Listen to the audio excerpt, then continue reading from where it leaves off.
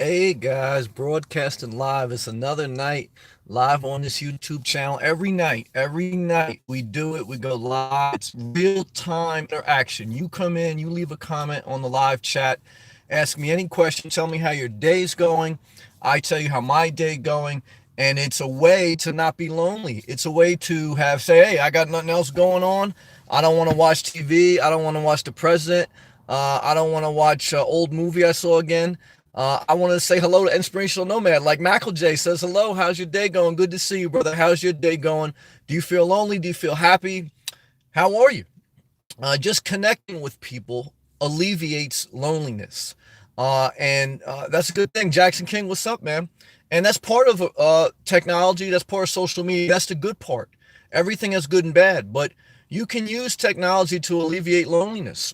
And like I said, just about every night, really every night between 7 p.m. to 8 p.m. Eastern Standard Time, US, I go live on this channel. You'll get alerted if you're subscribed. If you're not subscribed, hit the subscribe. You can also follow me on Instagram because I post that I'm going live on Instagram. My Instagram is the word inspire, the symbol underscore, the number 38, inspire underscore 38. And I appreciate everyone who watched the video to click the thumbs up, to share it. If super chat love, that's love. If not, that's fine. All my videos are free. I enjoy using my gift, and I've been enjoying growing this channel. That being said, what's going on? Uh, Luke, what's up, brother? Hey, my brother. Been under the weather for the flu, but just wanted to give you a shout. It was a couple weeks ago. Shout out and let you know, man, that I've been thinking about you and positive vibes always. Well, I appreciate that. Um, Positive vibes matter. Positive people matter. Nothing's positive all the time. Nothing and no one is positive all the time, but what you want to be yourself is as positive as possible, and you want to surround yourself with as positive people as you can. Um, while being genuine, you can still say you're sad. Like Chad came in here, one of our viewers, he came in here the other night and said, Sam, look, I'm not feeling it. I'm feeling bad today. And I know he was struggling with some girl that he was really attracted to, that he's really digging. And I have found myself in my life the loneliest when I've actually been in a relationship. Sometimes you can be more lonely in a relationship than you can being single. Why? Because you're drained emotionally from giving your energy to someone else.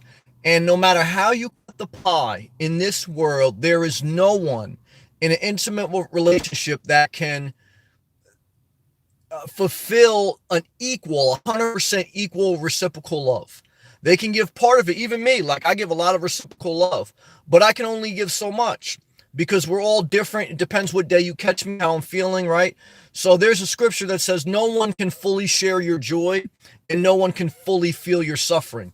To an extent in this world, you are a little bit alone and you can never escape that. You better become best friends with yourself because there's always part of this journey, even if you get married, even if you have a lot of friends, even if you're very social, there's a part of the journey that's being alone. And that's what I'm structuring the topic around tonight. Can you die from loneliness? And the answer is no. You can die from a relationship. I have known someone that was in a relationship with the other person and one of them tried to kill the other one. I know someone who slept with someone else's wife and then the husband came after him, tried to kill him. I know somebody that went through a divorce, then went home and they blew their brains out. I know more people that have died from a relationship or from being connected with someone else, and I have never met anyone who has died from loneliness. Is being alone unhealthy? Not really, because like I said, even when you're in a relationship, you're going to be alone. How are you alone in a relationship? Even a healthy relationship, How are you alone in a healthy relationship?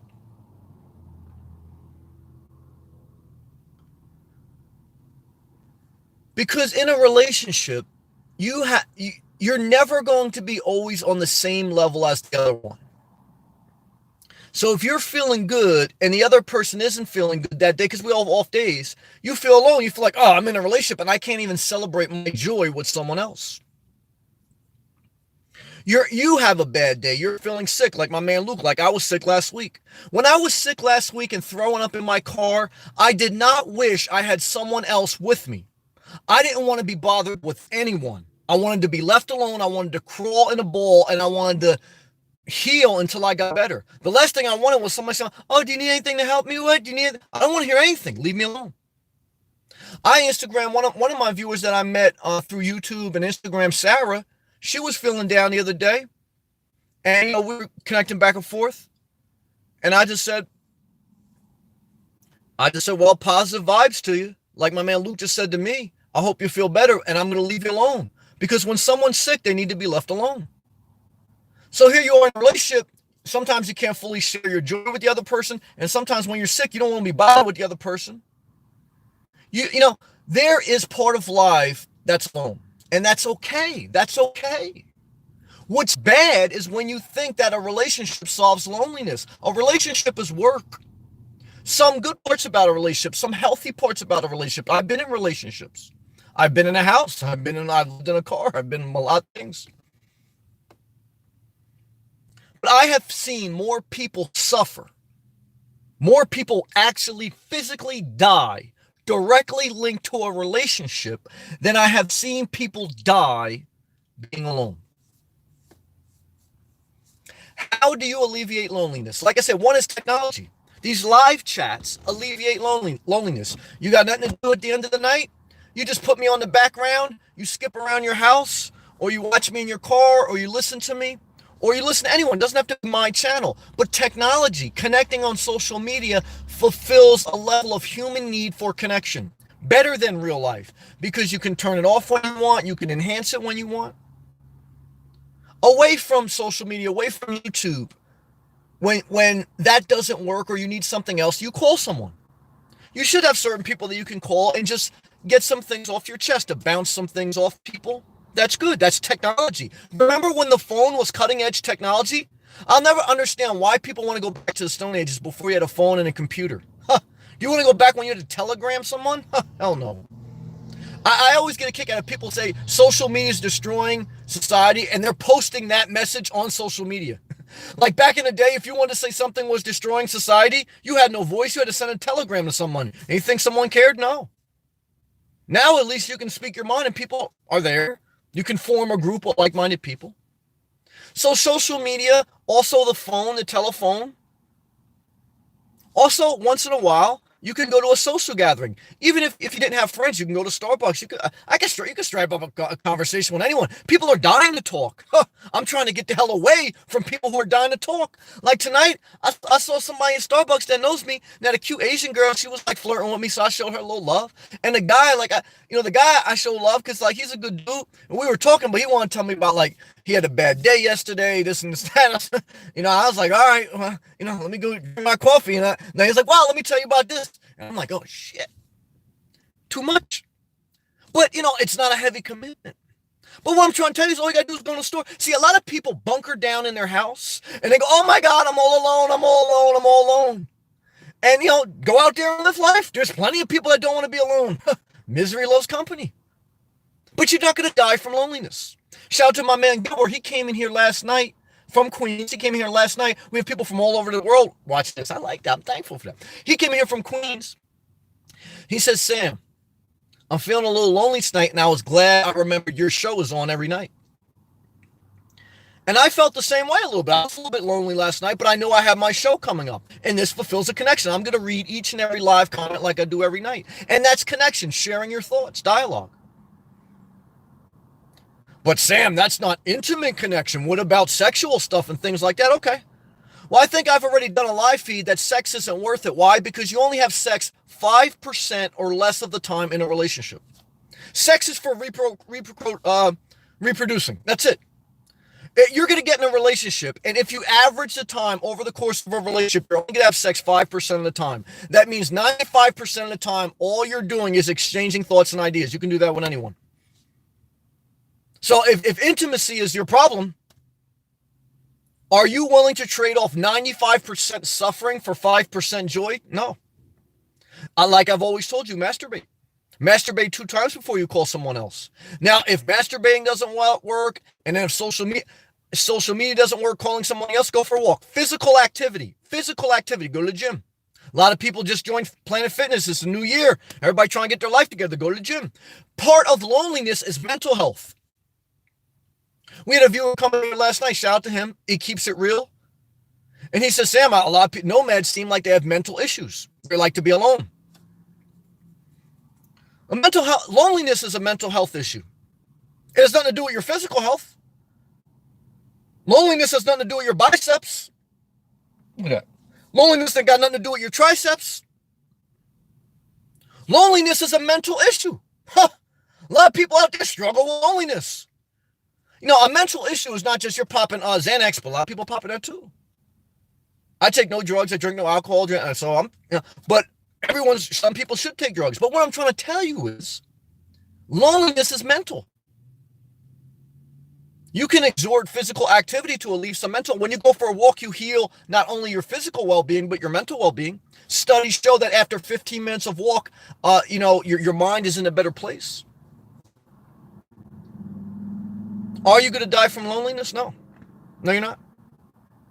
There's plenty of outlets. There's plenty of platforms to substitute, to alleviate, and to create a healthy life.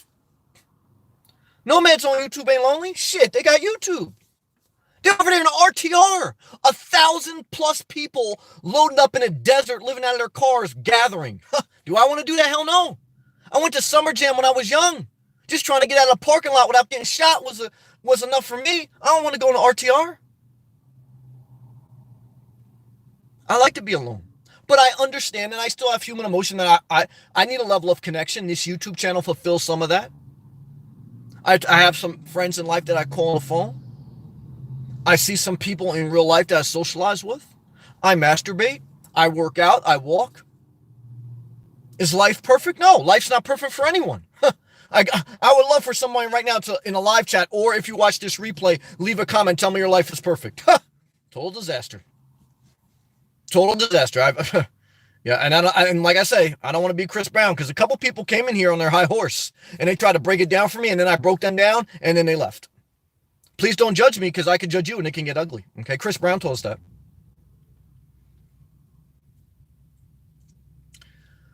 So what I'm here to tell you is you're not going to die from loneliness.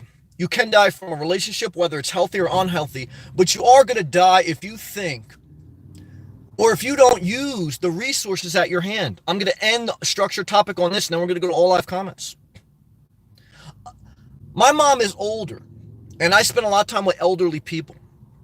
And a lot of elderly people refuse to use a cane or a walker, which are physical things that help alleviate the pain and the limited mobility of an elderly person. But they give them independence by using them, and they help substitute for that lack of ability. And sometimes my mom would not walk because she said, well, it's too much pain or it's too hard. I said, well, Mom, use the walker, use the wheelchair. Use what you have at your availability. Use your resources to fulfill a need. You use a cane so you can walk. You use a walker so you can walk. You use a wheelchair so you can have a level of independence. Don't just sit in your house and say, I can't do anything because I can't do this. You got resources. Don't just say you're lonely and you got people, you got 1,000+ followers. You're following 1,000+ people. You got lotion and free porn at your disposal. You got Planet Fitness for $10 a month you can join. There's a million different things you can do to alleviate loneliness. Just like if you had a bad knee and you were 70 years old. Now, I understand it's a little pain there, but what I'm trying to tell you is use what you have at your resources. You ain't gonna die of loneliness. Praise the Lord. All right. Yeah, that was pretty good. Now we're going to all live comments. Again, if you find these videos entertaining, fun, or helpful, please take the effort. It's a free way to click the thumbs up. Another free way is when you watch the video, when the ad runs before, just click on the ad. You don't have to buy nothing. Click on that, share the video, and any other additional support is appreciated, but it's all love. All right, all live comments. Air Mob, what's up, Professor? What's going on with you, man? How are you, Air Mob? Good to see you, brother. Love and respect to you. I believe also from NYC, a guy who follows me on Instagram. I appreciate that, man. I hope that you are doing well. I hope your family's doing well, and I hope that you are taking steps every day to get closer to your destiny. I see that you're a man of vision. I looked on a couple of your pictures on your Instagram. I know it wasn't much, like just some friends, some family, some NYC background. But I can see that from what I saw, like in the spirit, like you were just a man of clear vision, brother. Stay around positive people, man, and just keep your vision clear, and don't cloud it with insecurities. Don't cloud it with distractions. Don't cloud it with friends you have to prove anything to. Just be yourself, brother. And if people don't like it, you know what they could do? They could kick rocks. Love and respect. Woo, Sam. Just checked out some houses in Florida for $10K. Oh, you can get them, but $10K. Let me tell you something, brother. You ain't gonna be living nowhere where amenities are, and you're probably gonna be some drug. There's probably gonna be some drug problems. There was a thing I saw here. It was like 5 minutes away from the ocean, $25K. But I went and I drove by it. Trap house right next to it. A bunch of junkies, sleeping right in the woods next to it. I'm telling you, in Florida, just like in New Jersey, you have to visit the area because it's cheap for a reason.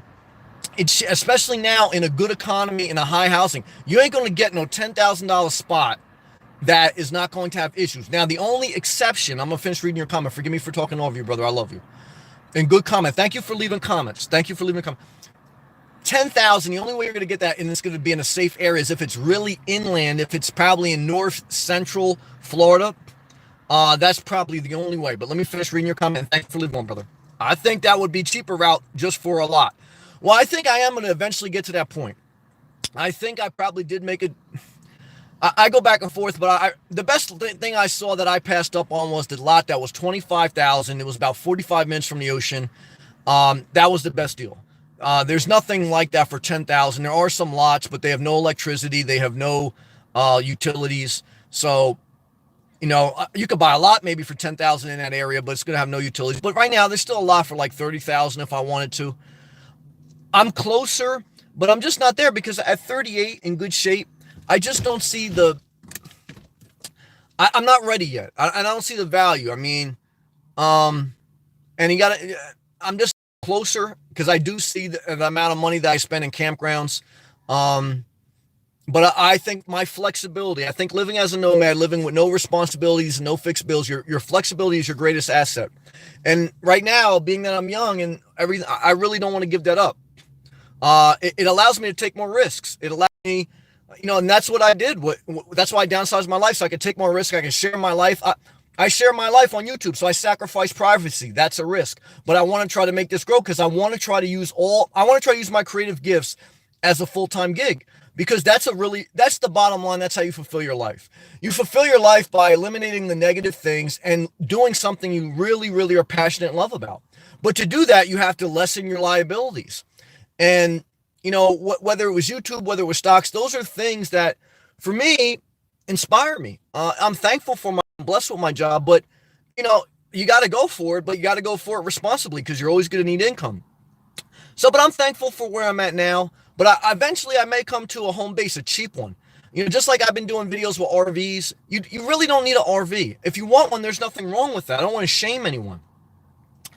But an RV, and I'll probably upload one more tomorrow, and then I'm going to give like a little video about most people could live out of a van. Even if you were older and you needed like a handicap van that had a little ramp. I used to know someone that when I had a house in New Jersey, a lady in my community I used to help out sometimes, she was handicapped. And she worked a full-time job. She actually worked for Customs, the United States Customs Department. And she drove, she was in a wheelchair. So she used her wheelchair to assist in her disability, right? So just like if you're lonely, use your resources. You use YouTube to not make you lonely. So if you can't walk, you use a wheelchair. She had a wheelchair. She was able to drive, though. She had a van and had a ramp. And that was battery powered. And then when she went in the car, she had a steering wheel that she controlled the steering and the driving with her fingers. Okay. So there's ways to, again, substitute and to alleviate problems that you have in life, but you have to utilize them. And so, but what I was sharing was, it may come to a home base. Like I said, right now, I was just showing some RVs. Most people, I think, can live out of a van. I think keep it simple in life, limit your liability, especially if you're like me. Look, I'm not at the point like where I'm collecting Social Security and I'm retired and I'm just going to plop. I'm a still middle-aged person, relatively young health. I want to use my creative gifts. I got two goals this year, to grow my YouTube channel, to grow my creative venues, and, see what I'm going to do long-term with my mom. But the only goal that I can fully control is the only one tied to me. There's some things with my mom I can't control.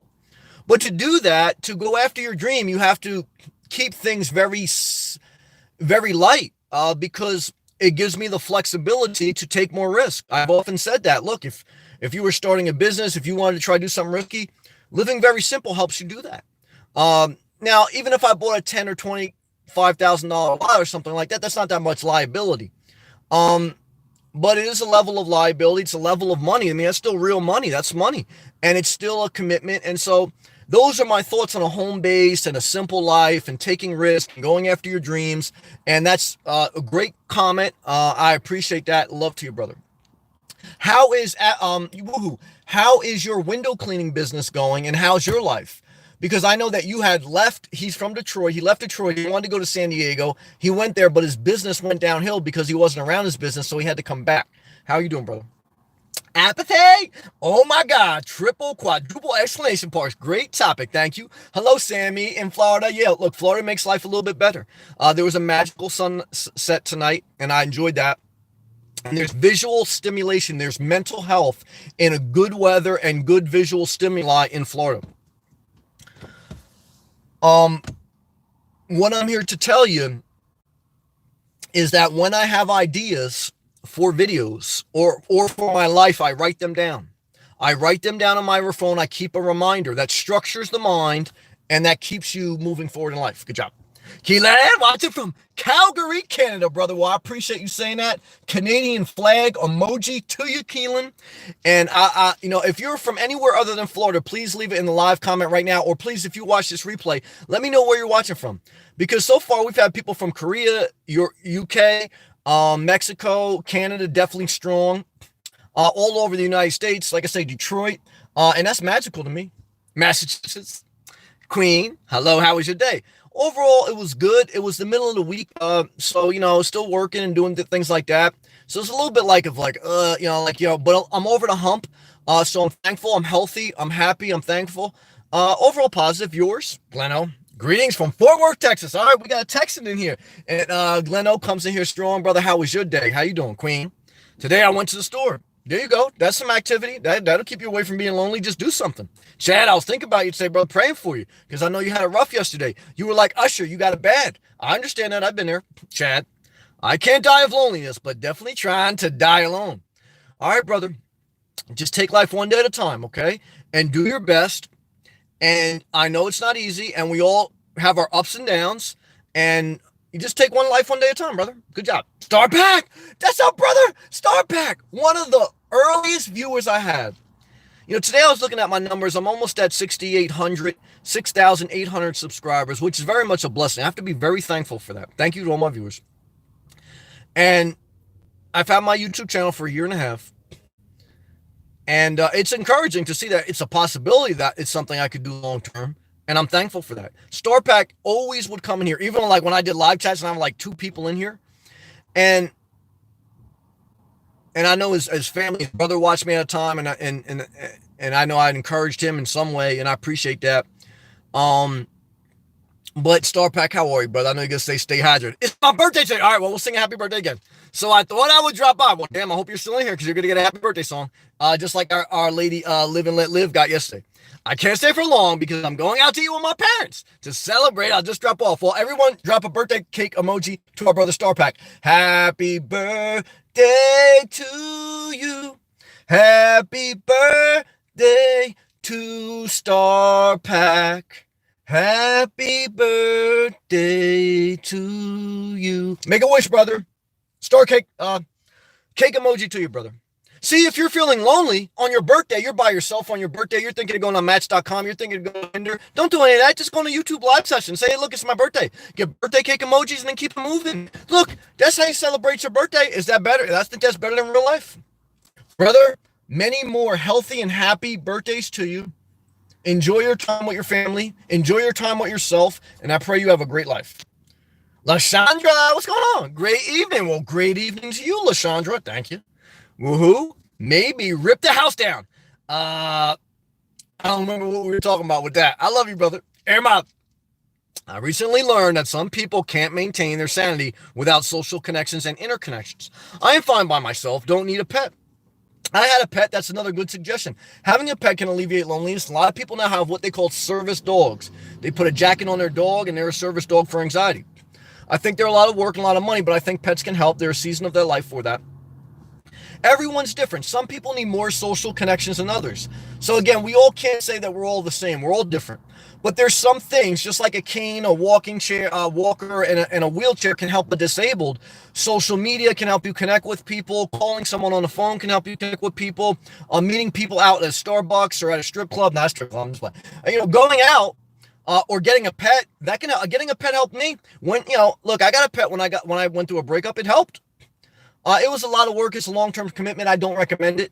My mom got a pet after she broke up with somebody, and we had to give that one back because then she got 3 dogs. I think anything more than 2 pets, I think, is going to get unhealthy. That's my opinion. You should do what you want.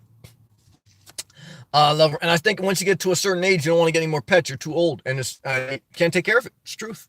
Queen, to buy something to drink. Well, on that note, let's take a hydration break. Praise the Lord.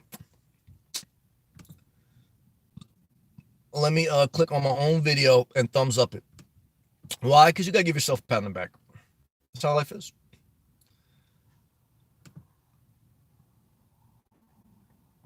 I'm gonna click on my own ad.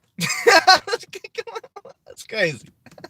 You gotta make yourself laugh too. Laughter's medicine for the soul. Laughter keep you away from being lonely. Why not?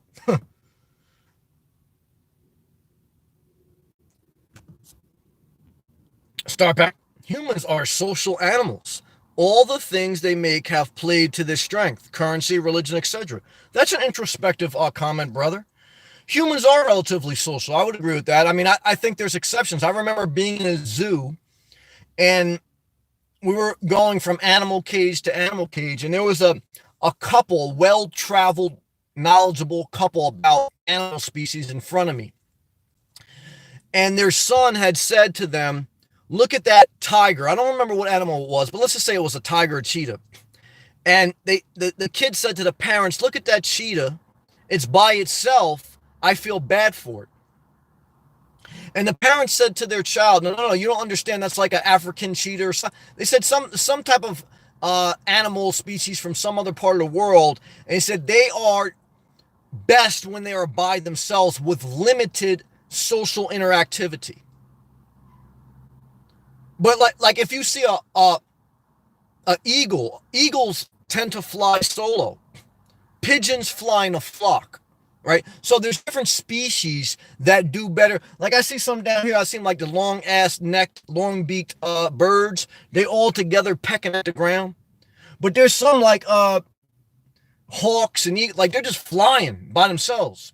So everyone's a little bit different. We all need some connection. How do you get some connection? Through YouTube, through social media, through your telephone, through going to the coffee stop. So you can get connections without being in a full-blown, committed, physical relationship. And that's the message. You're not going to die from loneliness. You're going to die from a divorce. What's a divorce? When you realize you'd rather be alone than in this shit. Huh. Oh, yeah. Huh. Oh, yeah. I'd rather be alone and give up half my financial assets than to live another day in this misery. Oh, yeah, that's the truth. But should everyone be single? No. Should some? Yes. But whether you're single, married, or whatever you want to do, there's ways to alleviate loneliness without crying the blues. When I go, I'm so lonely. Look, it's also an emotion. It's also, there's going to be days, even when you do everything right, even when you go to the gym, even when you masturbate, even when you meet people online, you're still going to be a little lonely. Let it pass. Let it pass. Just like gas. Look, you can eat the healthiest diet, you're still going to have gas. Once in a while, you got to fart. Once in a while, you're going to feel loneliness. Let it pass. Okay? Let it pass. Why? Because it's just part of life. Bland. Shout out to Boone, North Carolina. What's up, brother? Sam. You can, exclamation mark. Was just thinking on this topic. Thank you, brother. Love and respect to you. Hard-working young man working at Pepsi. Shout out to everyone in Boone watching me. All right? Love and respect to Tom Hanks and everyone out there. All right, big up. Gleno, that sucks. I can't post a Texas flag on his channel. I know you've said that before. Let me see if anyone's blocked. Because if you write a comment and you don't see it, try not to curse and try not and just clean it up and retype it. I see one thing that was blocked. It was from our brother Yuhu. Let's see. He says, Sam, if you just show tits, yeah, that's why it was blocked. But I'm going to approve it. Why? Because there ain't nothing wrong with some tits. Okay? I just keep that filter on in case someone comes in here saying some real negative stuff. Or if they come in here speaking another language like the other night and curse me out in a different language, then I eventually find out, I report them to YouTube, and if it becomes harassment, I dial into their IP address that they're doing on, and I'll file charges against them. That's what's up. Leno. Oh yeah, Lysandra. It's very important that you focus on your passion, yes, goals, yes, and dreams, yes, during the journey while creating a balance of this narrow path is definitely doable. Lysandra, 100% emoji to you. Great comment. Apathy. You will soon reach 50,000 subscribers, hopefully in 6 months. Well, I'm thankful for subscribers, but subscribers are the smallest metric of your YouTube viewership. You want more views per video. That's your biggest metric in monetizing your channel, not subscribers. Subscribers are a base, they're helpful and they're good, but on average, only 5 to 10% of your subscribers will watch your videos on a normal basis, okay? So if I right now have about 6,000 subscribers, only on average, for the average video, only about 300 to 600 people watch the average video. So you have to be mindful that if you want to do YouTube, I try to be very transparent. So like, I know I watch some YouTube guys, they cry the blues, like, oh, YouTube, so they got like 20,000 subscribers, they got people sending them money, and they keep crying the blues like they're not doing good. I know they're doing good because I honestly share, look, this is what you make for here, this is what you make for there, 1 million views bring you $1,500. So look, the bottom line is I'm not the type of guy that's going to cry the blues to, try to pull on people's emotional strings to play a game. I'm very direct, very honest, and it is what it is. But what I'm here to tell you is views are your number one thing. And for every million views, you get about $1,500 to $2,000. You know how hard it is to get 1 million views? In a year and a half, I've got 1.6 million views. And I even had a couple videos that went viral, a couple 100,000. So, but that being said, my channel has grown to at least a couple $100 or more per month, depending on, I haven't got an average yet because every month is a little bit up and down. But if I can eventually get to the point where I know I can consistently make a couple $1,000s off YouTube a month, that's a win. That's a win. But it's very hard to do that. You got to click on the ads. If you want, that's a free way to do it. Click on the ads before the video. And look, I'm not gonna lie, super chats are huge because people are waking up more and more. Peace and love. I love when you cite scripture because it's always spot on. Well, spirituality has been a huge part of my life. I almost got caught into religious dogma. So I try not to judge people when they get very religious because I was almost at that point. But I had to get out of that point and evolve. But I do believe, just like all humans need to be a level of social, they need to connect, whether it's real life, whether it's online. I think all humans have a need to connect spiritually to a higher being. I do. Now, if you want to be atheist, do you? I don't judge. But I believe that people need to touch in, at least for me, maybe not you, do what you want, a level of spirituality. And that's why I seek God. You got to seek God. You have to be aggressive.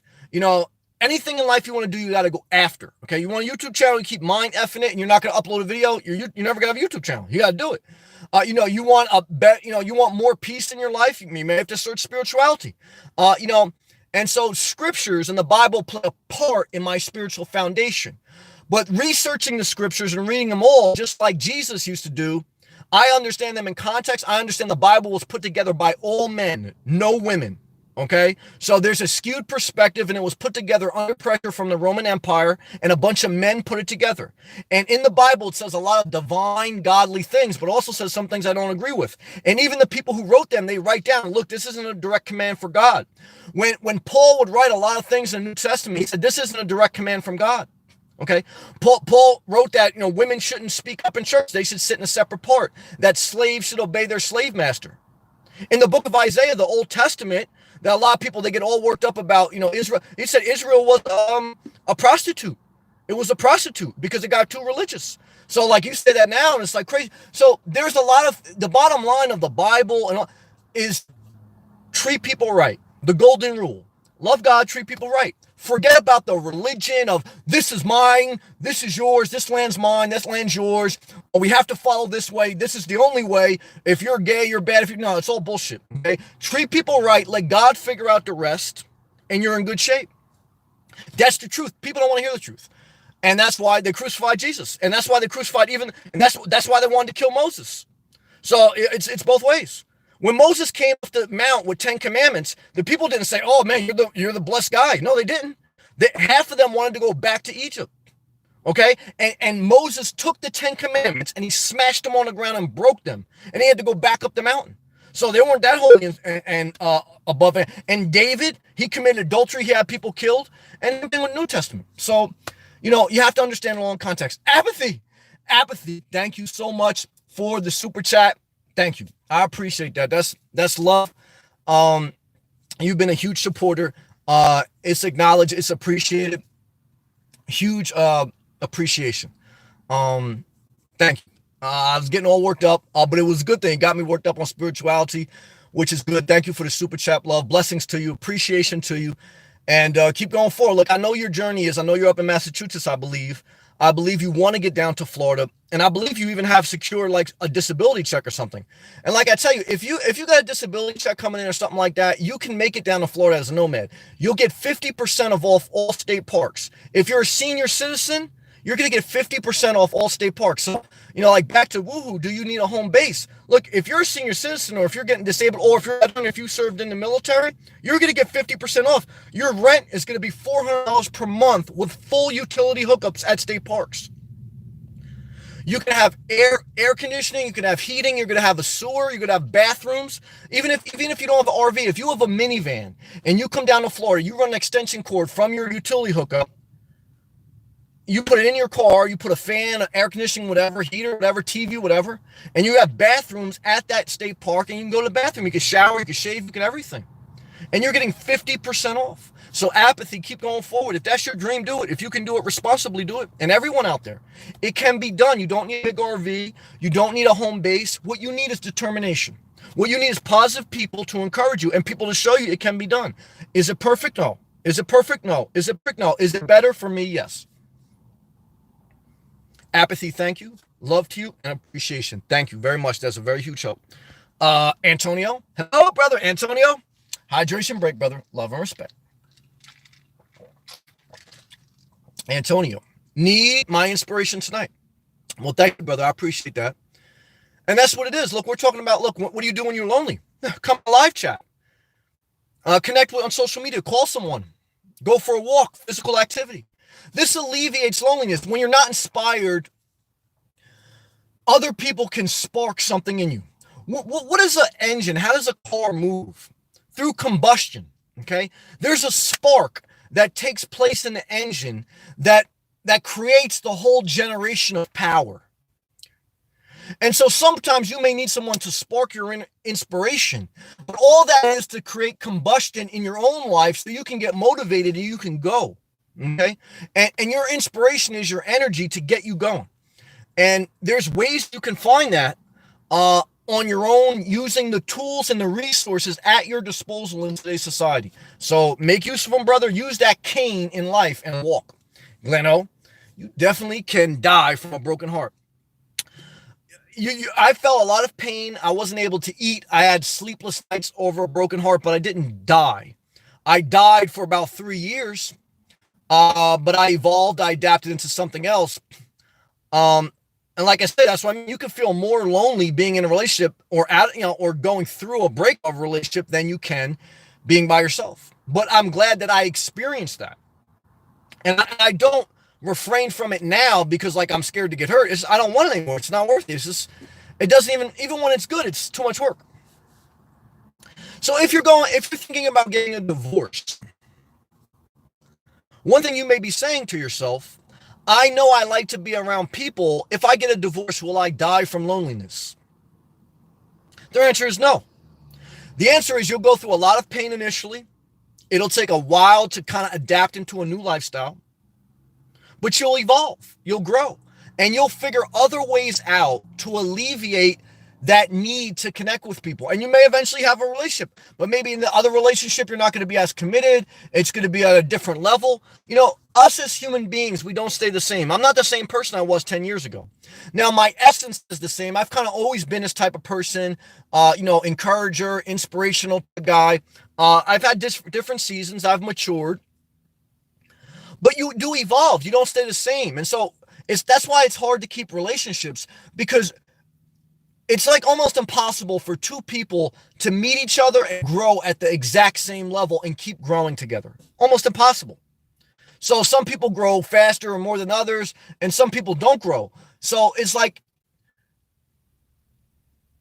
you can create an environment in your life with like-minded people and alleviate a level of being around. Because when you're around like-minded people on a similar wavelength, you're in sync and you can go forward. When you're fighting mindsets, you're exerting all your energy not on going forward, but on getting someone else on your page.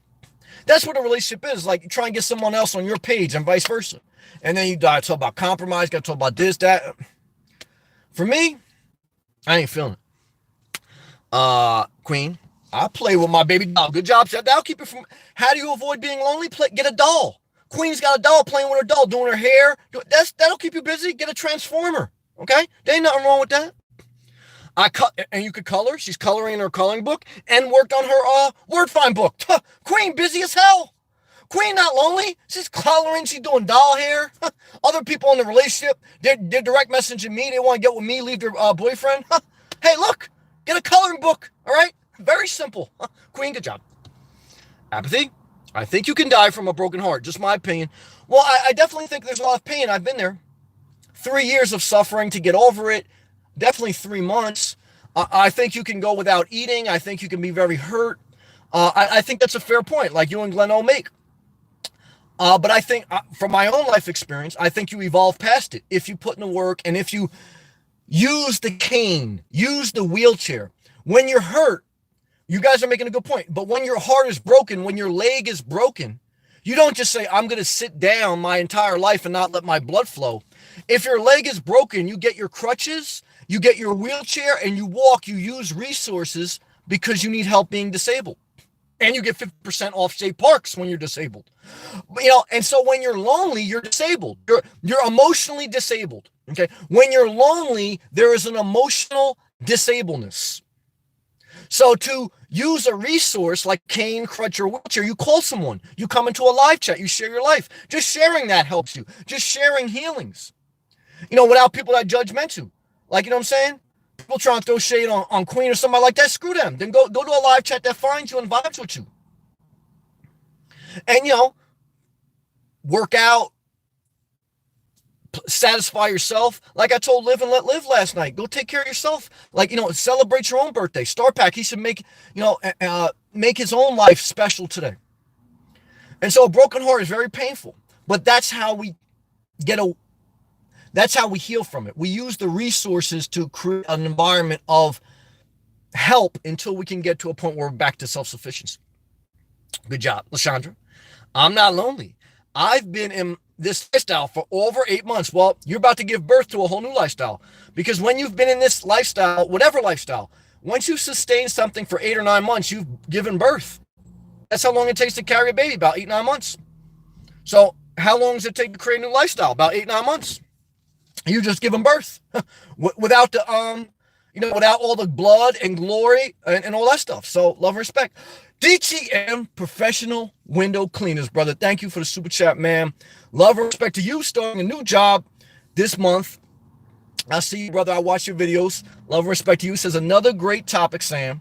You are a wise man of many experiences. I have been through a little bit, but most people have too. So I know that sometimes my voice is not that I'm like this guy that's been through like I have been through a lot, but I know other people feel it because they've been through a lot too. So I try to remember that when I speak and when I take my risk and when I share my privacy, the reason I'm connecting at a level and the reason my channel's growing because people feeling it. And they're not feeling it because like because I'm very similar to them. You've had similar experiences, and I appreciate that. And he says, you're a great teacher of life. Thank you, brother. You're constantly evolved, and it shows. I appreciate that. That's a compliment to me, and I thank you, brother. I've had like, I remember a boss told me, Sam, he said, I know you're going to figure it out. He actually, he knew I was changing my lifestyle. He knew I was living in my car. He said, Sam, I know you're going to be okay because you're a type of person to adapt. Okay. And, DTN just told me, like, I'm constantly evolving. And I'm involved. And I think to develop adaptation, to evolve, means you get involved in doing the work of your life and putting research into emotional well-being, mental well-being, physical well-being. Like I said, I grew up on fast food. I didn't know anything about like dietary amounts you're supposed to eat per day, this and this and that. And so that's how I became overweight. I just kind of like fell into that routine. I'm very much study the mental habits of a person, the emotional factor of life. And I put just as much energy as a 38-year-old man. I put just as much energy into my emotional and mental well-being as I do my physical well-being. And that's how you become a man or woman of adaptation, evolving, etc. I think one is you start what you don't care what other people think in a loving way. You're not doing it for the approval of others. If you are, you're never going to use your creative gifts. You're never going to adapt and evolve. You're going to stay stuck in the exact square that someone else wants you to stay stuck in. They don't want you to evolve. They don't want you to change. They don't want you to use your gifts because if you stay where I remember I had someone come in here the other night said, Sam, I like everything about you, but don't do this. Like as far as my personality, how I speak, my tone, my directness.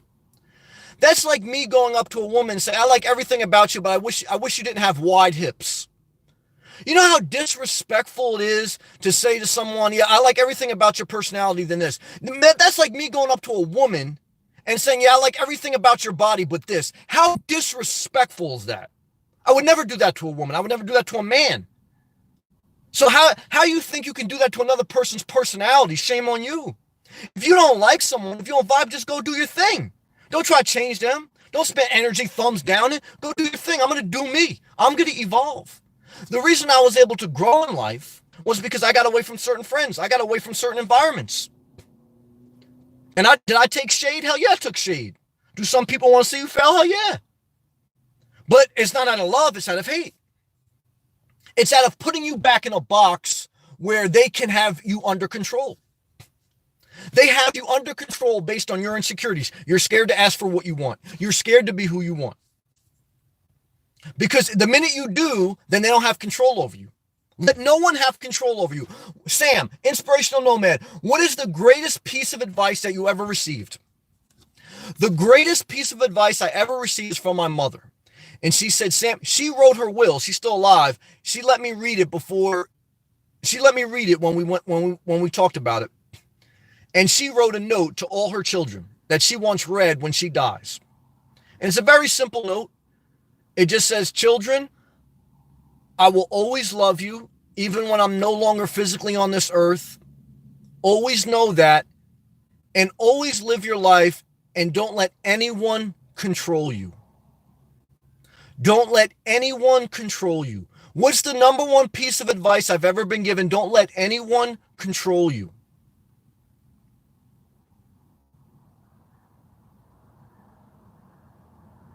And you get that, you're free. Until you get that, you're in a box. And who put you in that box?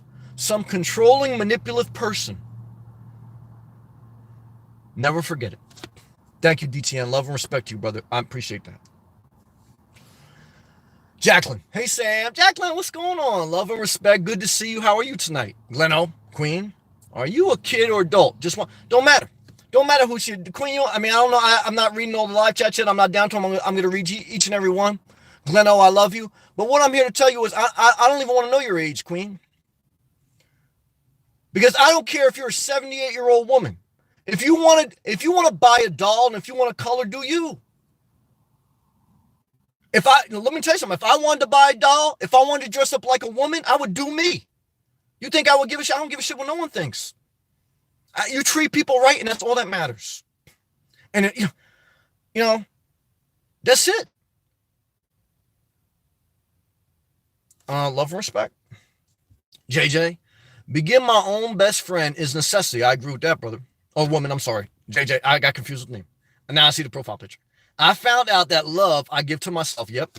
It's one who's going to be there as long as I'm alive. I totally get that. When I got sick in the hospital, even though my mom was there, she came to visit, I was all by myself. That's how you feel. It's truth. I have to keep my cup full and be able to enjoy, my life. Your cup has to overflow. Before I go live and during the course of my day, what I'm doing is I'm doing my things I need to do for my life. Self-care is doing what you need to do for your life, whether it's work, whether it's workout. That's self-care. Laundry, that's self-care. Shaving, that's self-care. Bathing, that's self-care. And after you take care of yourself, you have overflow to share with others. I see many people who have YouTube channels and stuff, and they come in there, they're so depleted. They're so depleted. And look, but that's them. I mean, so for me, it's like I like in here where this is, it helps me alleviate a level of loneliness, but it's more or less me sharing. It's my overflow of passion. And I think you can see that. I mean, I don't think I have to sell you that. I mean, you can make your own determination. Back. What's good, Sam? Backwoods. What's up, man? AKA Dylan. How did your day go, brother? Look, it's Wednesday. We're halfway through the week, so I think America's overworked. I don't think we should work more than 4 to 3 days per week. I think we can still be a productive, healthy society and work 32 hours a week. But that being said, I'll keep working. I'll keep showing up. And I'm thankful. I'm thankful to be in Florida. So I'm better off than I was this time last year. How are you, brother? Queen. Hello, Gwen. I'm an adult that has a mental illness. Look, you don't even have to look. Like I said, to me, you're just doing you. That's how I look at it. Because believe me, there's some adult woman out there, they should be playing with dolls. Instead, they're playing with fake-ass friends. They're playing with Snapchat filters. Would I rather, be kicking it with a girl that's playing with a doll or a Snapchat filter? Well, sometimes I think a doll's better. Sometimes I think a Snapchat filter is more harmful to society than someone playing with a doll. Why? Because it creates this avatar of someone. They don't even look like that. And so they're scared to show who they really are. And the next thing you know, like they have to become this avatar of a Snapchat filter. But I'm not against Snapchat filters or filters, so don't take that personally if you use them. Part of that's creativity. I think it's a good thing. I think it's a good thing to use filters to make creativity and to look at yourself in a good image is good. I do that too. But what I'm trying to tell you is just do you. And love and respect. Lashandra. I have an agenda that I follow to alleviate the loneliness feelings. Lashandra, you sound like you got it together. Good job. Now, I know you still have bad days, though. And what I can tell you is there's a lot of ways you can alleviate loneliness. I named them. Go to the gym, go online, social media, go to Starbucks, masturbate. A lot of ways you can alleviate it, guys. Apathy. Debbie Reynolds died. Oh, one other thing. I know a woman who her husband died. A way she alleviates loneliness is going to a counseling group. You can do that too. Apathy. Debbie Reynolds died only a few days after her daughter. I didn't know that. They were very close. Coincidence? Interesting. I mean, I have seen where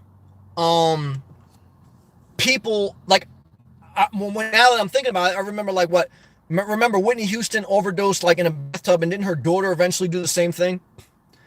So I think there are coincidences. Some people may call them conspiracies. Some people may call them destiny. I don't know. But I think it's a coincidence that, well, another example that comes to mind in my life is when my grandmother on my father's side died. My grandfather got very lonely, and I think he died like a year later because he hated life. They were old school Italian. My grandmother didn't work. My grandfather did. They were retired for several years. They were in their 80s.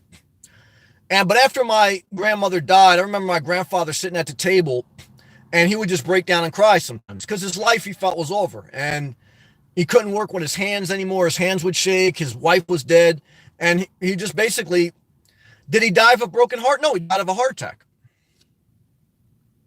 So even though he was lonely, he didn't die of loneliness. He died of a heart attack. But here's the thing now. How does loneliness affect your health? I mean, loneliness can cause stress. Stress can cause a heart attack. That's true. So technically, you may not die from loneliness, but technically, anything that's over emotional that causes stress can negatively affect your health. That's true. That's why, like I say, you have to use the resources. Like all he did after my grandmother died was he just stayed in the house and he just, watched his life go downhill. So if you don't use the cane, if you don't use the walker, and I'm not talking about a physical cane or walker, but you can use it too. If you don't use the resources to alleviate that loneliness, whether it's online community, whether it's Starbucks, whether it's the gym, if you don't use those, then it is going to negatively affect your health. And then I do believe that's how those coincidences get wrapped up in real life scenario. Good comment. Backwoods, real talk here. Love and respect. Thank you, brother. And my hydration break, guys. Love and respect. Thank you, guys, for the. I appreciate that, man. Thank you. Am up. Yes, some people can die from loneliness. They drink themselves to death or drugs to cope with loneliness. It always ends up a disaster. Know who you are. That's true. I'm alone, but not lonely. Big difference. Well, there is a big difference. Good point. Like I said, now, loneliness is an emotional illness. Well, loneliness is really an emotional feeling. It becomes an illness when you try to numb that feeling through alcohol, drugs, and food. Everyone feels loneliness, even people in a relationship.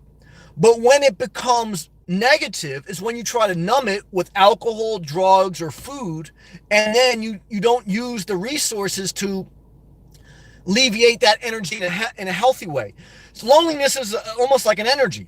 So sometimes you have negative energy that comes on your life. How do you disperse that? Through activity, through physical activity, through social connections online. Again, working out, masturbating, and finding a routine in life that alleviates that feeling, and then it'll pass. But if you drink your sorrows away, it doesn't pass. You just self-destruct. Very interesting observation. Apathy. Great topic, by the way. Well, thank you. I appreciate that. I write them down on my phone when I think about them. When you have a creative idea, write it down. This is going to help your life a lot. I'm telling you, Lashandra. This journey has brought me the best peace. Well, Lashandra, when you get peace, when you get happiness, take it and say, I'm going to ride this wave out all the way to shore. All right, when something good happens in your life, when you have a good day, when you're in a good mood, when things are going good for you, don't say, oh, it ain't always going to be as good. Just ride it out. When you got a good job, just ride it out. Ride out the waves of life. Make the most of them. Ain't nothing wrong with that. Gleno, Queen. Okay. I thought maybe you were either a joke. No, she's just doing her. Coloring is always fun at any age. Amen. Hey, look. I'm not against. Look, I'd color in a minute. I just don't want more stuff. I live out of one bag in the car. I don't got room for a coloring book. Now, if I wanted one, I would get one. Pack Live. What's up, bro? West Coast in the house. What's up, Sam, buddy? Trump's getting cut food stamps. I heard some of that. I remember back when poor needs it. Well, it's amazing. We cut food stamps, but we'll keep corporate subsidies. Oil companies are the most subsidized companies in the world. Who's the biggest oil companies? Well, Carl Icahn's a huge investor. That's Trump's friend. Okay, that's why coal and all that came back. Icahn's connected into them. We subsidize farmers, okay? Farmers, all these trade wars, the only reason we're not suffering is because the government is subsidizing farmers. So we'll subsidize oil companies, we'll subsidize farmers, but the minute we do these to some people, oh, lazy Americans. And by the way, illegal immigrants aren't the majority of people sucking the system. It's white, second and third generation Americans. So look, at the end of the day, that's a small percentage of society. I got family members on food stamps. I've never had any government assistance. I've always worked, but I do have family members on food stamps. And what I can tell you is, look, they can't work. I know they play a game like everyone else, but the bottom line, the minute we subsidize oil companies, farmers, and everything else. Okay, subsidize the people too. And I do believe in a universal basic income. Andrew Yang, look, we print money. We're $12 trillion in debt. How are we going to build that wall? How are we going to build that wall? I keep saying the wall's going to pay for it. We're going to go in debt, right? To build a wall that's not going to solve immigration. You think you're not going to have immigrants after that wall? Give me a break.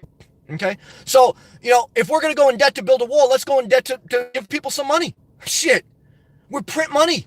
Who controls the printing of money? The Federal Reserve. Who's the Federal Reserve? Central bankers, which are basically a corporation, somewhat controlled by government and the elite. They decide how much money we print and at what rate. And they decide the interest rates. Okay? So look, it's all a game. It's all a game. So, do some poor people play a game? Yeah, but fuck it, let them get some money. I mean, the food stamps is penny on a dollar, man. Penny on a dollar. Come on, man. All the subsidies give the corporation, come on. For me, that's how I look at life. I used to look at it more conservative, but then I realized corporations, we got more corporate warfare. We got more corporate welfare than social welfare in this world.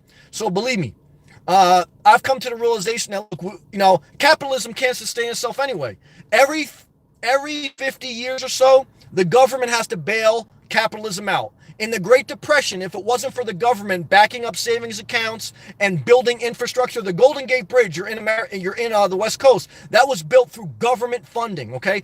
Government infrastructure. That's how we got out of the Great Recession. How do we get out of the Great Depression? The government printed money and bailed out corporations. Capitalism, every 50 years or so, will fail unless the government socializes its losses. So if we're willing to do that, then we have to also be willing to help people, even if some of those people are playing the game. That's the facts. Thank you, Pack Laugh. Hydration break.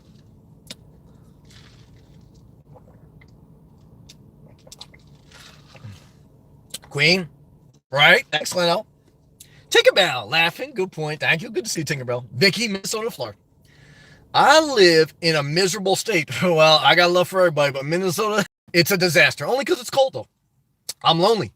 I can't wait to move to Florida. Well, I think it'll improve your life. I really do. So I can walk the beach and be around people.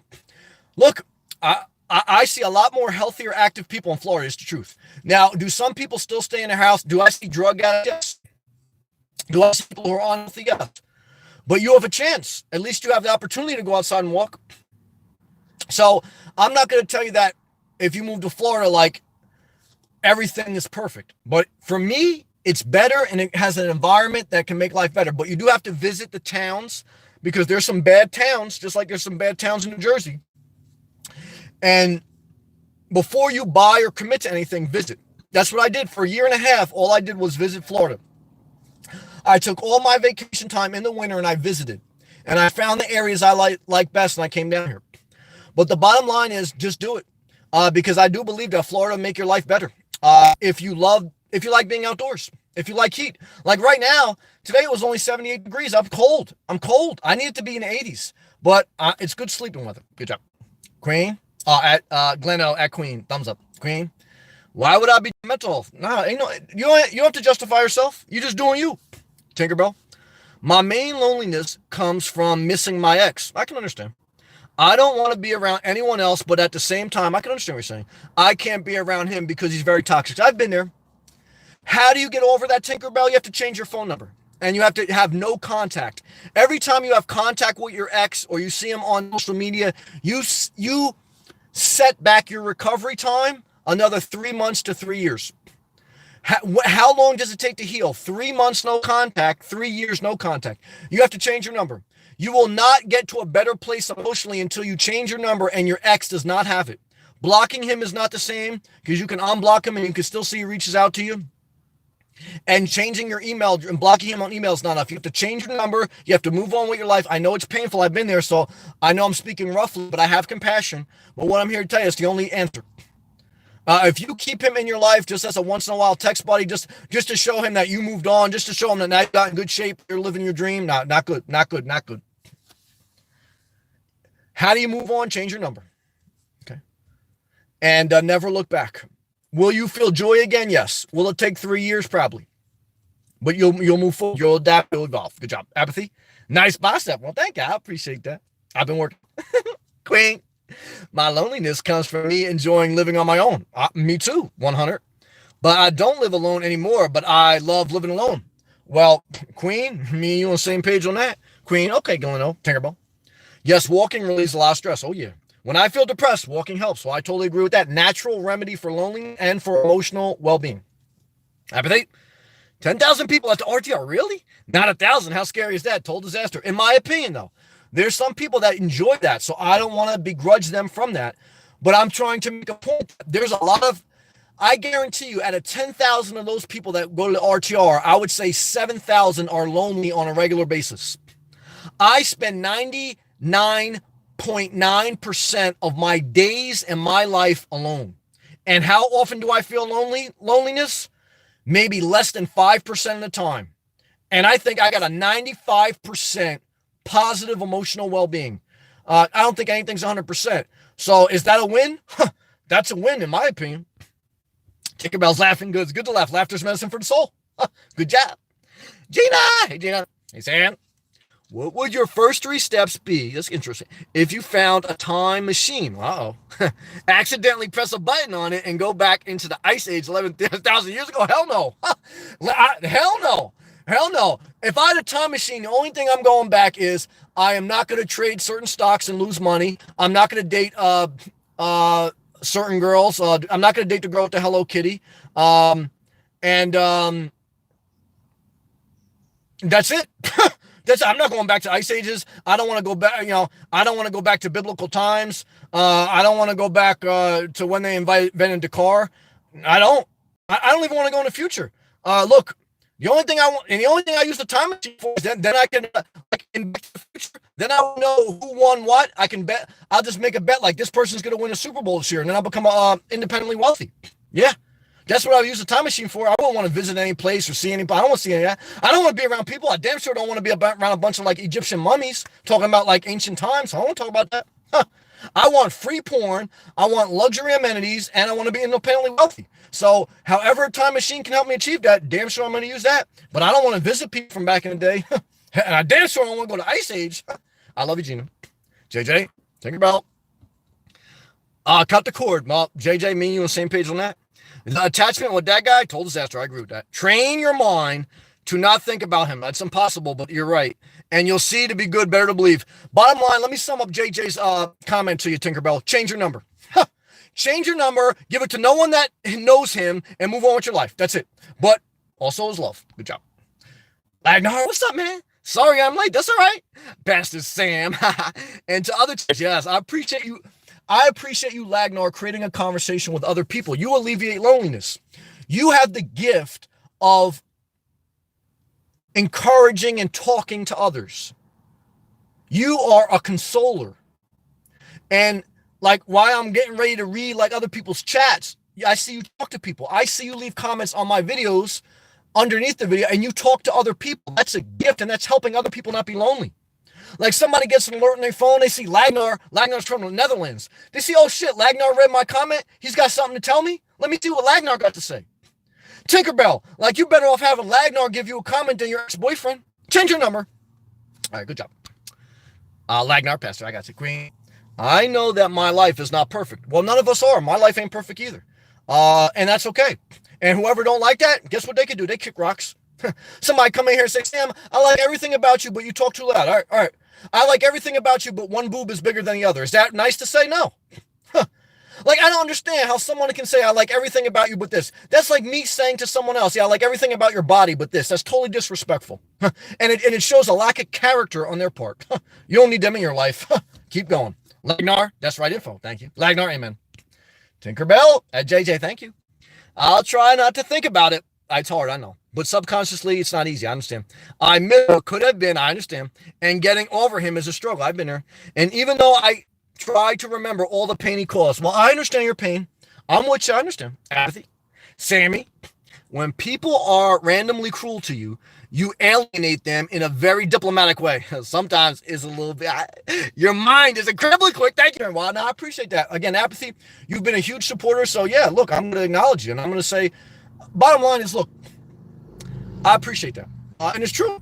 Look, I try not to be cruel, but if somebody, like I said, like if somebody's, I believe in self-defense, physically and emotionally.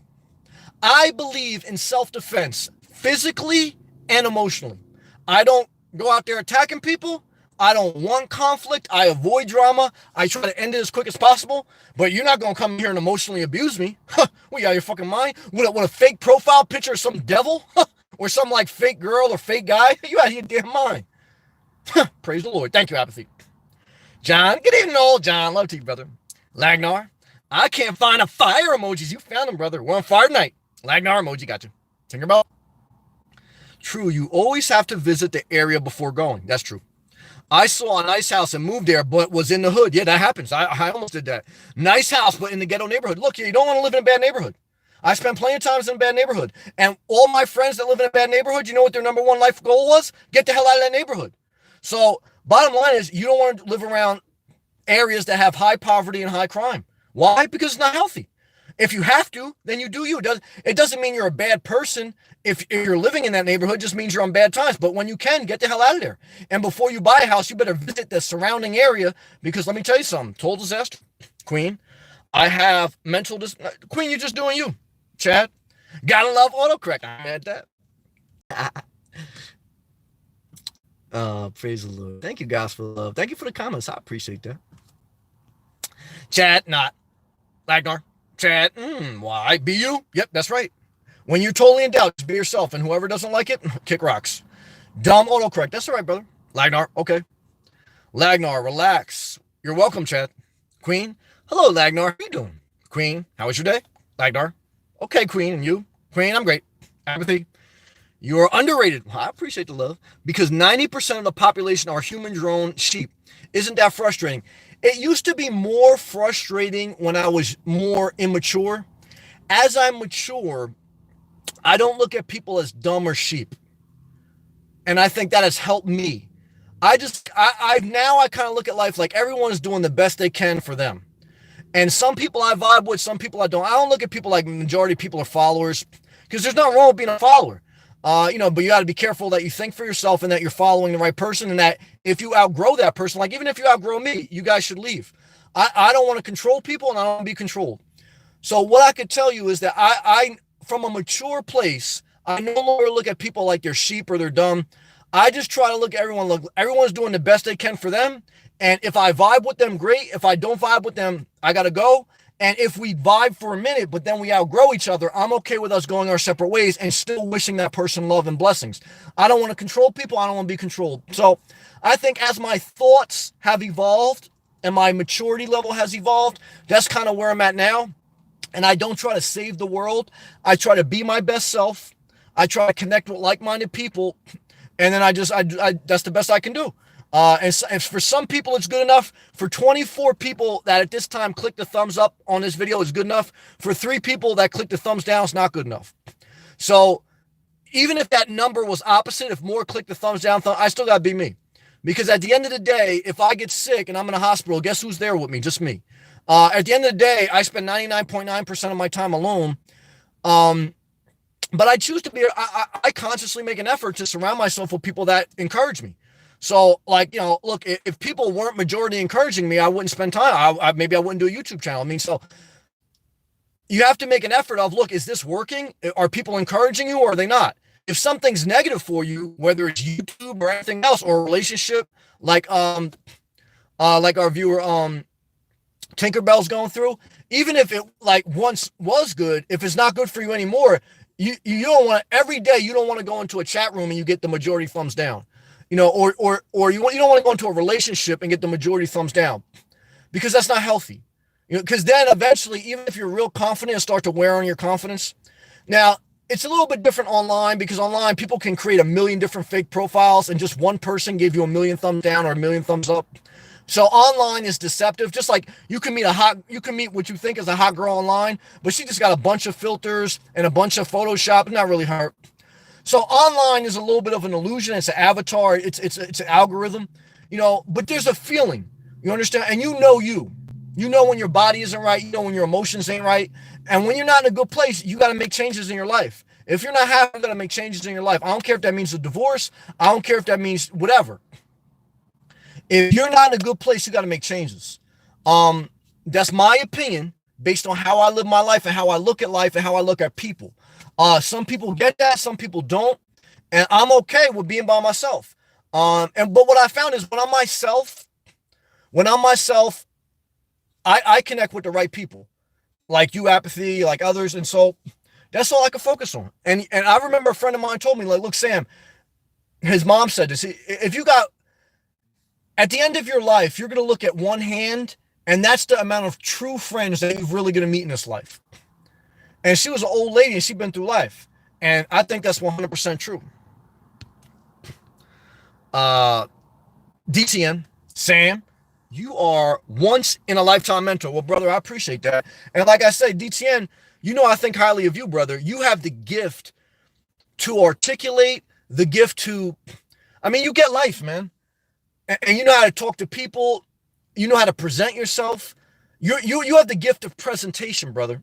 The gift of presentation.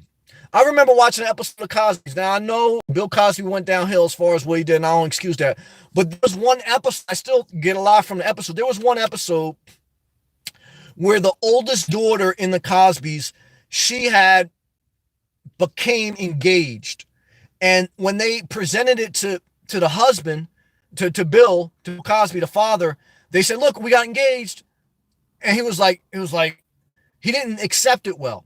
And then he gave like a parable when they were all at dinner. He said, look at this steak.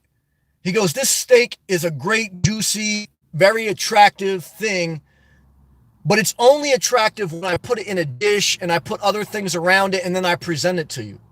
He goes, if I take this steak, and then he took the steak and he put it in like a trash can lid and he put other garbage around it. He goes, if I take this steak and I present it to you in trash, it doesn't feel the same way. Now, I can't say it applies to everything in life because, look, if you present something to someone, they don't like it, it is what it is. But there's something to be said for presentation, especially in the business world. And DTN, you get that. That's why I do think, brother, you should work this hospital job. And I think you can become like an executive in that hospital job. But I also think you should continue to be an entrepreneur on your side because I could definitely see you gaining clientele over time. When you run an ad, when you market yourself, it takes 6 to 8 months for that ad to start to pay dividends and people start to call you back. That's why I learned having electrical contracting business. So I know you're in the window cleaning business.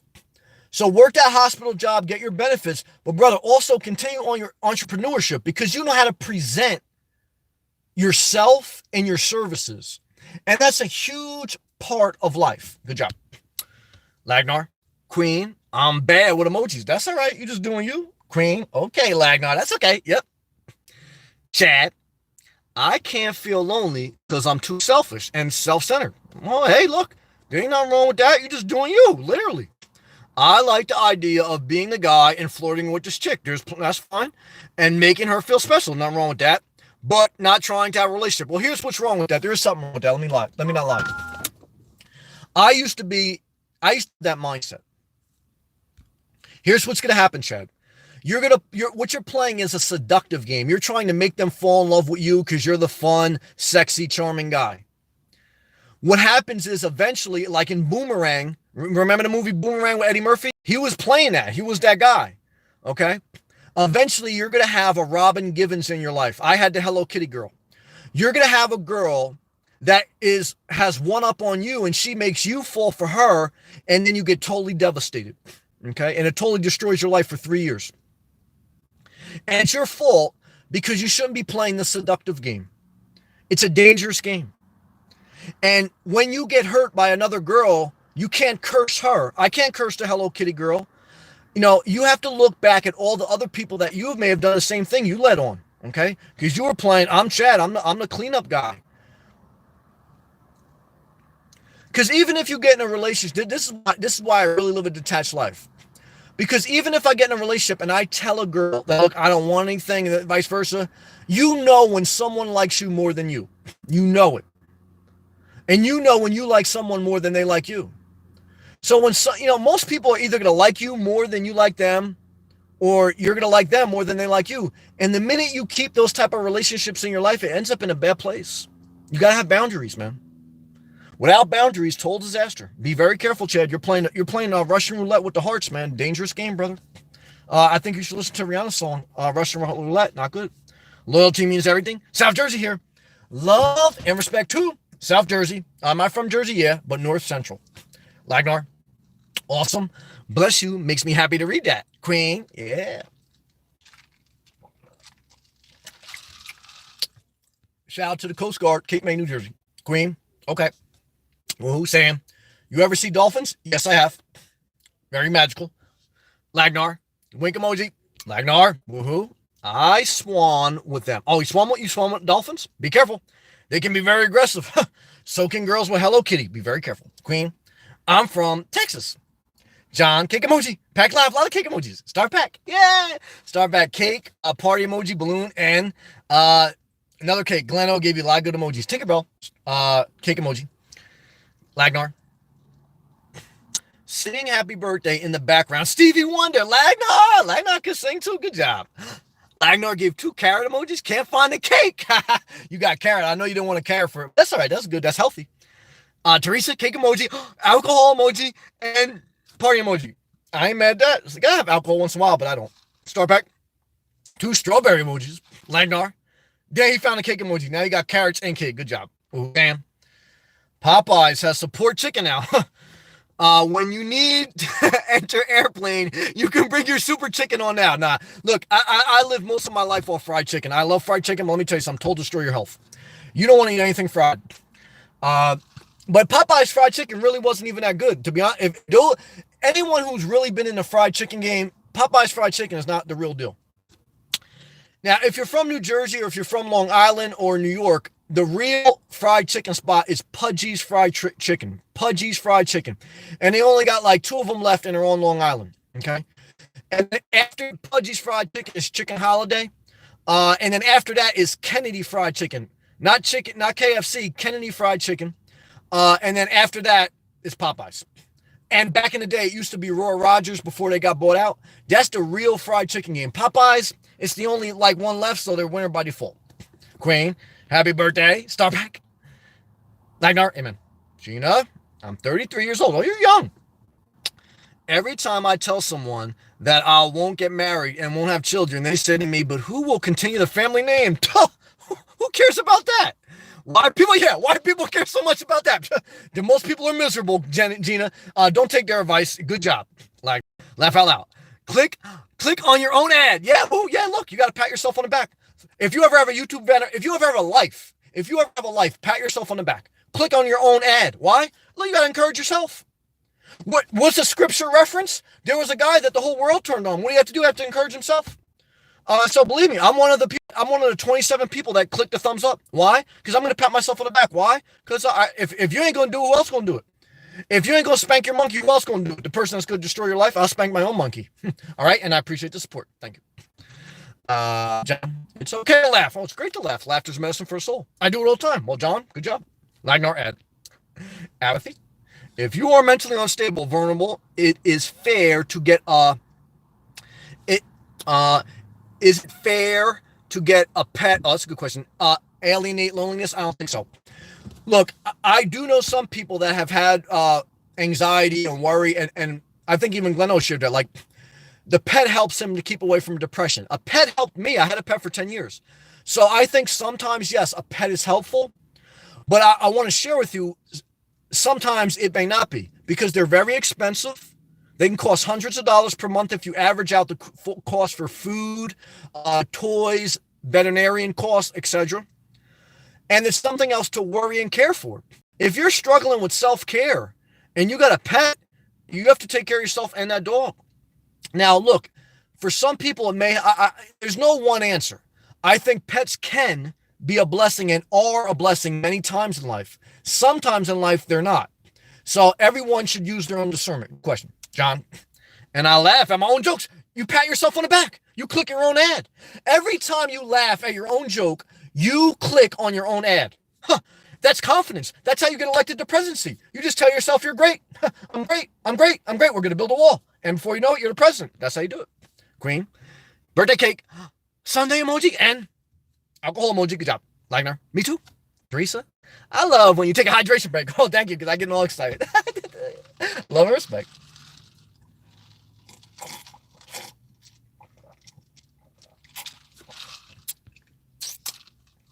That made me smile. Thank you. Lagnar at Teresa. The way he does it, I like it in stop. Woohoo, Sam. I have 4 pet squirrels. Well, ain't nothing wrong with that. They're my friends. Nothing wrong with that because you don't have to take care of them. They can take a dookie anywhere they want. You're not behind your pet squirrels with a plastic bag trying to pick up their dookie. All you got to do is feed them raw peanuts once in a while. I do that too. So, brother, now pet squirrels, you should put a service jacket on that pet squirrel. That's your service dog. That's your service squirrel. I think you'd be a lot better off. Good job, Lagnar. And shout out to our guy, Traveling Van. He said when he was going through a divorce and he was very lonely in life, you know what kept him from going suicidal? Pet squirrel. Can a squirrel save your life? Yeah. I made a whole video. When you think life really sucks, go into a park and feed a squirrel. Even if there's a sign that says don't feed the animals, feed a squirrel. That's my opinion. Lagnar. No blue balls. Yeah, just masturbate. You don't need to have blue balls. Tara, what's up, Tara? Kentucky's in the house. On my lunch break, party emoji. Popping in. Tara, good to see you. Stay healthy. Keep pushing forward. And even if you backslide, we love you. Toff, what's up, brother? Lagnar. Hey, Tara, welcome. Vicky, thumbs up. Prayer emoji. Alligators? I've seen a couple alligators though, but not too many. A lot of palm trees. I see more palm trees than alligators. Then 2 more alligators. Put a wave in there. Vicky got to put like an ocean wave. You don't put too many alligators. Good job. Tinkerbell. You thought about getting on Patreon? No, I didn't. I want to keep all my videos free. All my videos are free. It doesn't cost you to watch them. You can click on the ad. That's still free. And the super chats are a blessing, but no one has to do them. There's no pressure. So the Patreon would be people who my videos would not be free. People would have to pay a monthly subscription. And so I rather keep all my videos free, keep the platform of YouTube, which is a bigger platform, and just try to make my channel grow. And then super chats would help, but there's no burden on people that they have to. You understand what I'm saying? So I think that's the best way and the most balanced way to grow a channel. Everyone has a different way though. So there's a lot of people that do that. So, it's an entertainment avenue. It's a platform. It could be used for many things in many ways. For me, I think I just laid out what's the best way for me at this time. But it's an interesting question. Apathy. I watch your videos sometimes. I listen twice. Does that help? Yeah, look. One is no one feel pressure. No one feel pressure. Anytime you watch my video, that's a huge help. But only watch it because you want to. I'm not here to control people. So like I said, there comes a time where you don't like my channel, you don't like my videos. I don't want anything done under pressure or control. But like I say, just watching my videos helps. Clicking the thumbs up button helps. And if you click the ad before the video and then just click out of it, you don't have to buy anything. That helps. All those things help. But what should you do? Just live your life and just keep moving forward. And Apathy, I appreciate all your support. Thank you very much. Lagnar. Vicky, Minnesota, Florida. Yeah, prayer emoji. Gleno. Reporting people to YouTube is worthless. Well, it's a documentation and it does help. And like I say, you can take screenshots, and if somebody threatens you online, that's a criminal charge. And you can take that to the authorities, and you can look up somebody's IP address, even if they have a fake profile, and you can find them. It's a little bit more work. I mean, I wouldn't get that involved unless it was really an issue, but don't allow disrespect to continue. Don't allow someone to speak to you sideways. Don't allow emotional abuse. Document it, escalate it, block, and if necessary, escalate. But don't allow a continued abuse because it will continue. The Real Music Observer channel is full of hatred and it can't be stopped. Well, I don't know his situation. I can't speak to his situation. All I know is anytime I see hatred, I totally eliminate the person. And, you know, obviously it would be hard. And look, if it gets that bad, he should, I can do a live chat. Like right now, I have a live chat filter that if anybody curses, it's not going to show up on a live chat. So if you ever curse, clean it up and chat again. I can put a filter on the live chat that no comments show until I approve them. You know, I'm the creator, so I have a setting in my creating tools that the chat won't show until I approve it. If things got that bad, I would do that. I don't do that because I think the filter helps enough. And once in a while, somebody squeezes something through generically, I just block them. So you have to take control of your life. You have to take control of your YouTube channel. And now I'm not saying it's going to alleviate all hate because it won't. Anytime you use your creativity, you're going to have hate. Anytime you use your creativity, you're going to have critics. That's part of life. But you can alleviate some of it. Good job. Lagnar. Leno. Oh, my replays were cut off today. Dirty YouTube games. That's all right. Vicky. Thank you, Lagnar. Lagnar. Priority, yep. Apathy, thank you again for the super chat. Love to you. Thank you. Lagnar, you're welcome, Vicky, Minnesota, Florida. Gleno. Lagnar, freedom of speech on YouTube is dangerous. Well, yeah, I mean, look, everything is dangerous. But freedom of speech sometimes is abused. We're talking about emotional abuse. I see a lot of people that start to talk about politics and life, and they just abuse their freedom of speech. Like you guys know, look, if you ask me a question politically, I directly answer it. And sometimes I lose viewers because they have a certain political philosophy. I don't dodge that. If it was all about money, I know how to tap dance. I know how to pander. I don't do that. But at the same time, I address it and sometimes I get fired up, but then I move on. Like I'm not consumed with using my freedom of speech to oppress someone else. And if I go into someone else's chat room and it's not for me, I leave. I don't stay there and try to convince them to think like me or control them. I move on with my life. So it's like, life, to a big extent of life, it's the reality you create for yourself. Some people create a negative reality for themselves. That's the truth. Lagnar, cool, apathy. Apathy, I appreciate you. The love is reciprocated. I like that, Lagnar and apathy. Good job. Lagnar, Aglano, it's gone 10 times, 3 times a day. Carpe diem, yes, seize the moment. Godspeed. I like that as well. Linda used to say that. What's that? Semper Fias were deleted? I don't know what that means. Thank you. Apathy, yep, I'm going to try it. Good job. Free to be me. What's up, brother? Sam, keep cranking out the inspiration. Well, I appreciate that. That means something to me. Look, a kind word of encouragement means something to me, and I'll take it and I'll store it in my mind like a squirrel stores a nut. And every time I run across negativity, I think about the people who say positive. Thank you, Gina. Sam, I'm going to Thailand. I'm at that next month. You have to check this place out. No, I ain't leaving Florida. I love you, though, and I love Thailand, and I love Asian women. But what I can tell you is I'm not leaving, and I know you get a better exchange rate for your money. I'm not leaving Florida. I love everyone. I love every part of the world. I love every country. I love every culture. I really do mean that. I love diversity. But I have enough diversity here in South Florida. I love it. Okay. Love Florida. It don't get no better than this. I got the infrastructure. I remember a friend of mine took his wife on a honeymoon. They went to a tropical island in the Caribbean. And she got stung by a jellyfish. And she had to go to the local hospital. Tropical island resort. But when they had to go to the hospital, it was like a third world third world hospital. They had no air conditioning, no this, no that.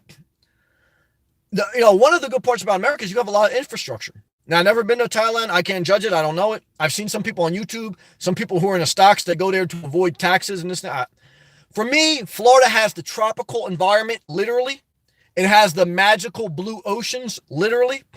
And it has diversity of cultures and backgrounds from all over the world, which I love. That's why I like South Florida. And it has the infrastructure. It can't get any better for me. It can't get any better than that. I don't think you're going to have the level of diversity in Thailand that you do in South Florida. I don't think you're going to have the level of infrastructure in Thailand that you do in Florida. I don't think you're going to have the level of job opportunity, hospitals. But that's just my opinion. What should you do? Whatever you want. But this is my thought process. So sometimes people ask me my thought process. That's my thought process. Like I remember they asked Donald Trump, where are you going for your honeymoon? He said, I'm not going to leave Palm Beach. He goes, there ain't no better place than that. I'm not going to go to some, and I, to a big extent, I think he's right. I disagree with him on policy, but that part I agreed. Apathy. Hey, Lagnar. Lagnar at apathy. Lagnar. Gina, can I travel with you? Lagnar. Sam, do you see a relation with 2 women and 1 man loving each other? Do I see a relation with 2 women and 1 man loving each other? Well, I have had a threesome, but do I see like a long-term relationship with multiple people? A love triangle? No, love triangles end up in a disaster. Love triangles end up in a disaster, if that's what you're asking. But all relationships end in a disaster, but definitely love triangles. Lagnar, heart emoji. Lagnar, we talk about it. I ain't mad at that. DTN, thank you again, brother, for the love and support and super chat. Again, you're a great presenter, brother. You go very far in life. Just keep doing you. And if people don't like you, guess what you can do? You can eliminate them. Create your own reality.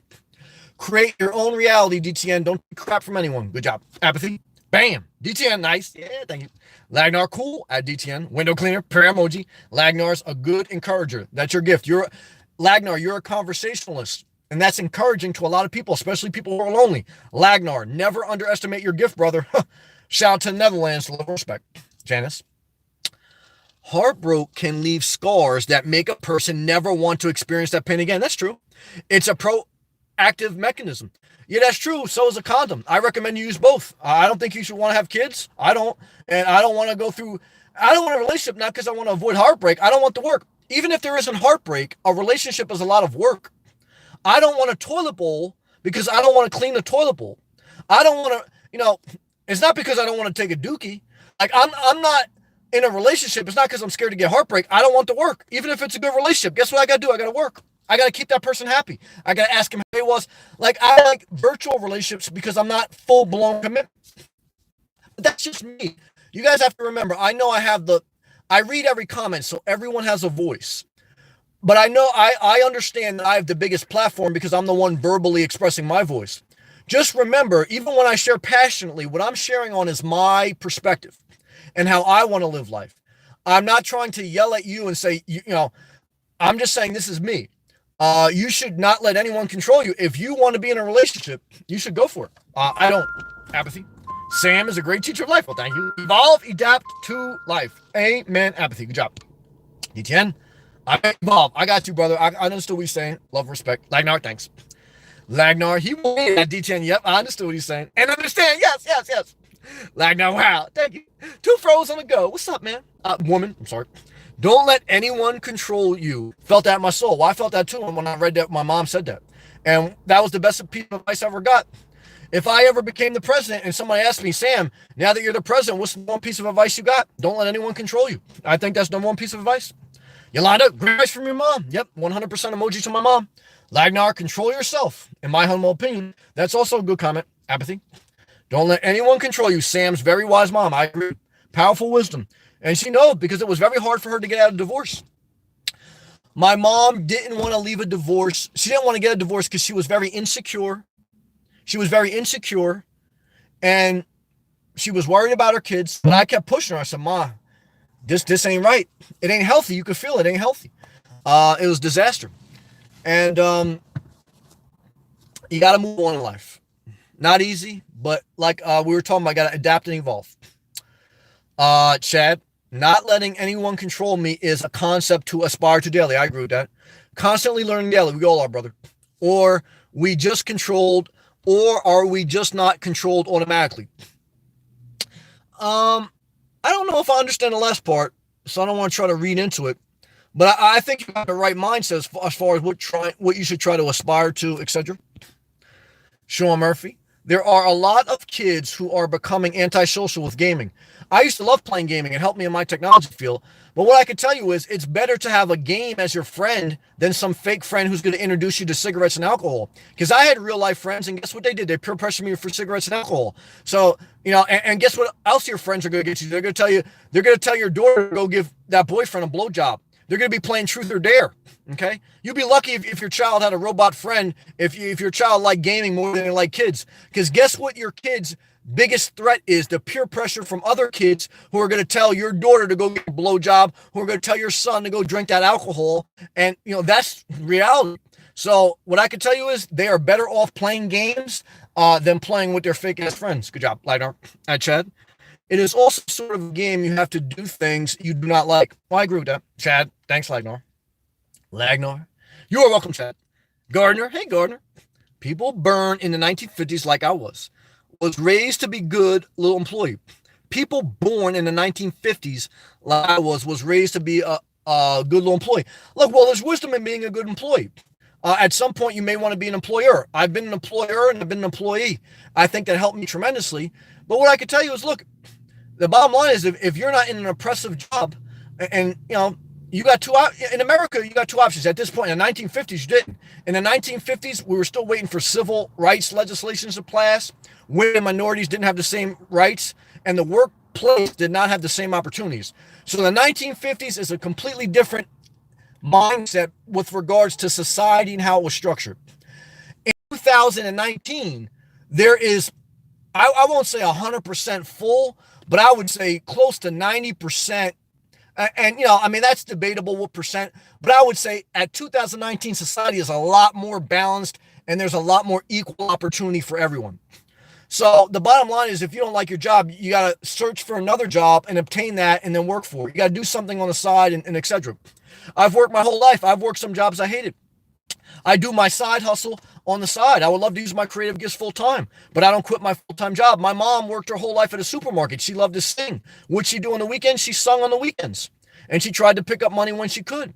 And that's what I do. I mean, maybe I'll never become big. Maybe I'll always just do this on the side, but I'm doing what I love because I love to do it. And I think in life, especially in today's society where women and minorities and most people have a level of equal opportunity, utilize that gift. Because in the 1950s, there was a lot of things taught just overall in society that were totally wrong. So thank God. That's why, like I said, if I had a time machine, I wouldn't travel back to the 1950s. Hell no. I would travel back, maybe last year just to see who won the Super Bowl. Bet $1 million on that, and then be independently wealthy. Good job. Apathy. Tam, nothing wrong with having a mental illness. That's right. Everyone has a little bit of mental illness. Everyone has a physical disability. And you have an ache in your body, that's a level of a physical disability. You have a bad knee, that's a disability. Now, some people have more of a disability than others. So there's no shame in having loneliness is an emotional disability. Loneliness is an emotional disability. How do you alleviate that? Go to a live chat, call someone on the phone, work out, masturbate, talk to someone in Starbucks. So there's no shame in being who you are as long as what you're doing is not hurting someone. If what you're doing is hurting someone, then there has to be an escalation of help, definitely. But that's what it is. Not your fault. That's right. A lot of people do. They're in denial. I totally agree. I think everyone has a level of even if all you have is anxiety and worry, that's a mental illness, or that's a mental hurt. That's mental illness. It's like a cold. Like you can get a physical illness, you can get a cold, you can get diarrhea. Like you're not disabled per se, but you have an illness. Like last week, I got sick. I was throwing up. I couldn't go live. I had a physical illness. So if I know a lot of people, they can't sleep at night. They got anxiety. They go to work every day. They're functioning in society, so they don't have this full blown disability, but they have something in their mind that is not right, or they're just feeling life.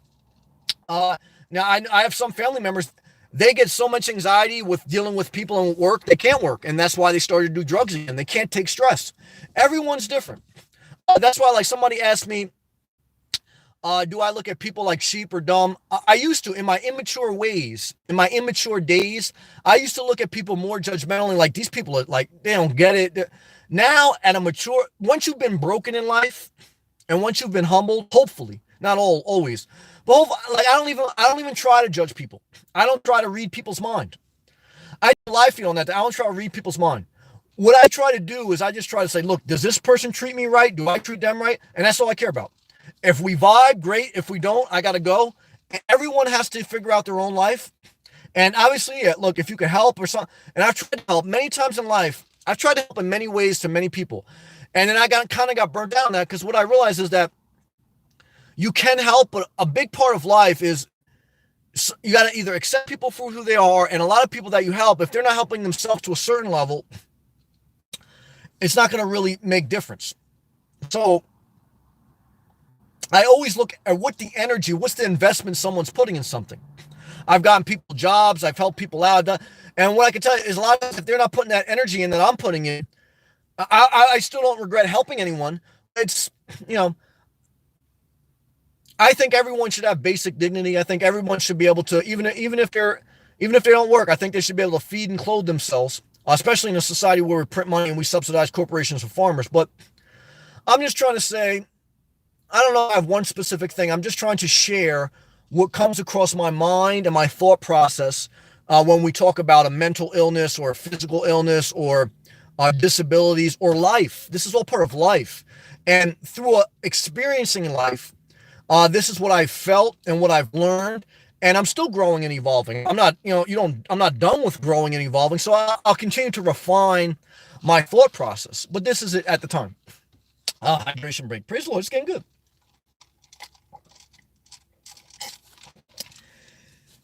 Praise the Lord. Sean Murphy Journal. That was when there were bonuses and long-term companies for Gardner. Well, yeah, part of it too. Look, for the people who did have equal opportunity in the workforce, they had pensions, they had guaranteed jobs pretty much for 30 years, and cheaper housing. And like back then, like when you stood up for the working class, the majority of citizens were band together. In the 1970s, the upper class were taxed 70%. In the 1950s, the upper class were taxed 90%.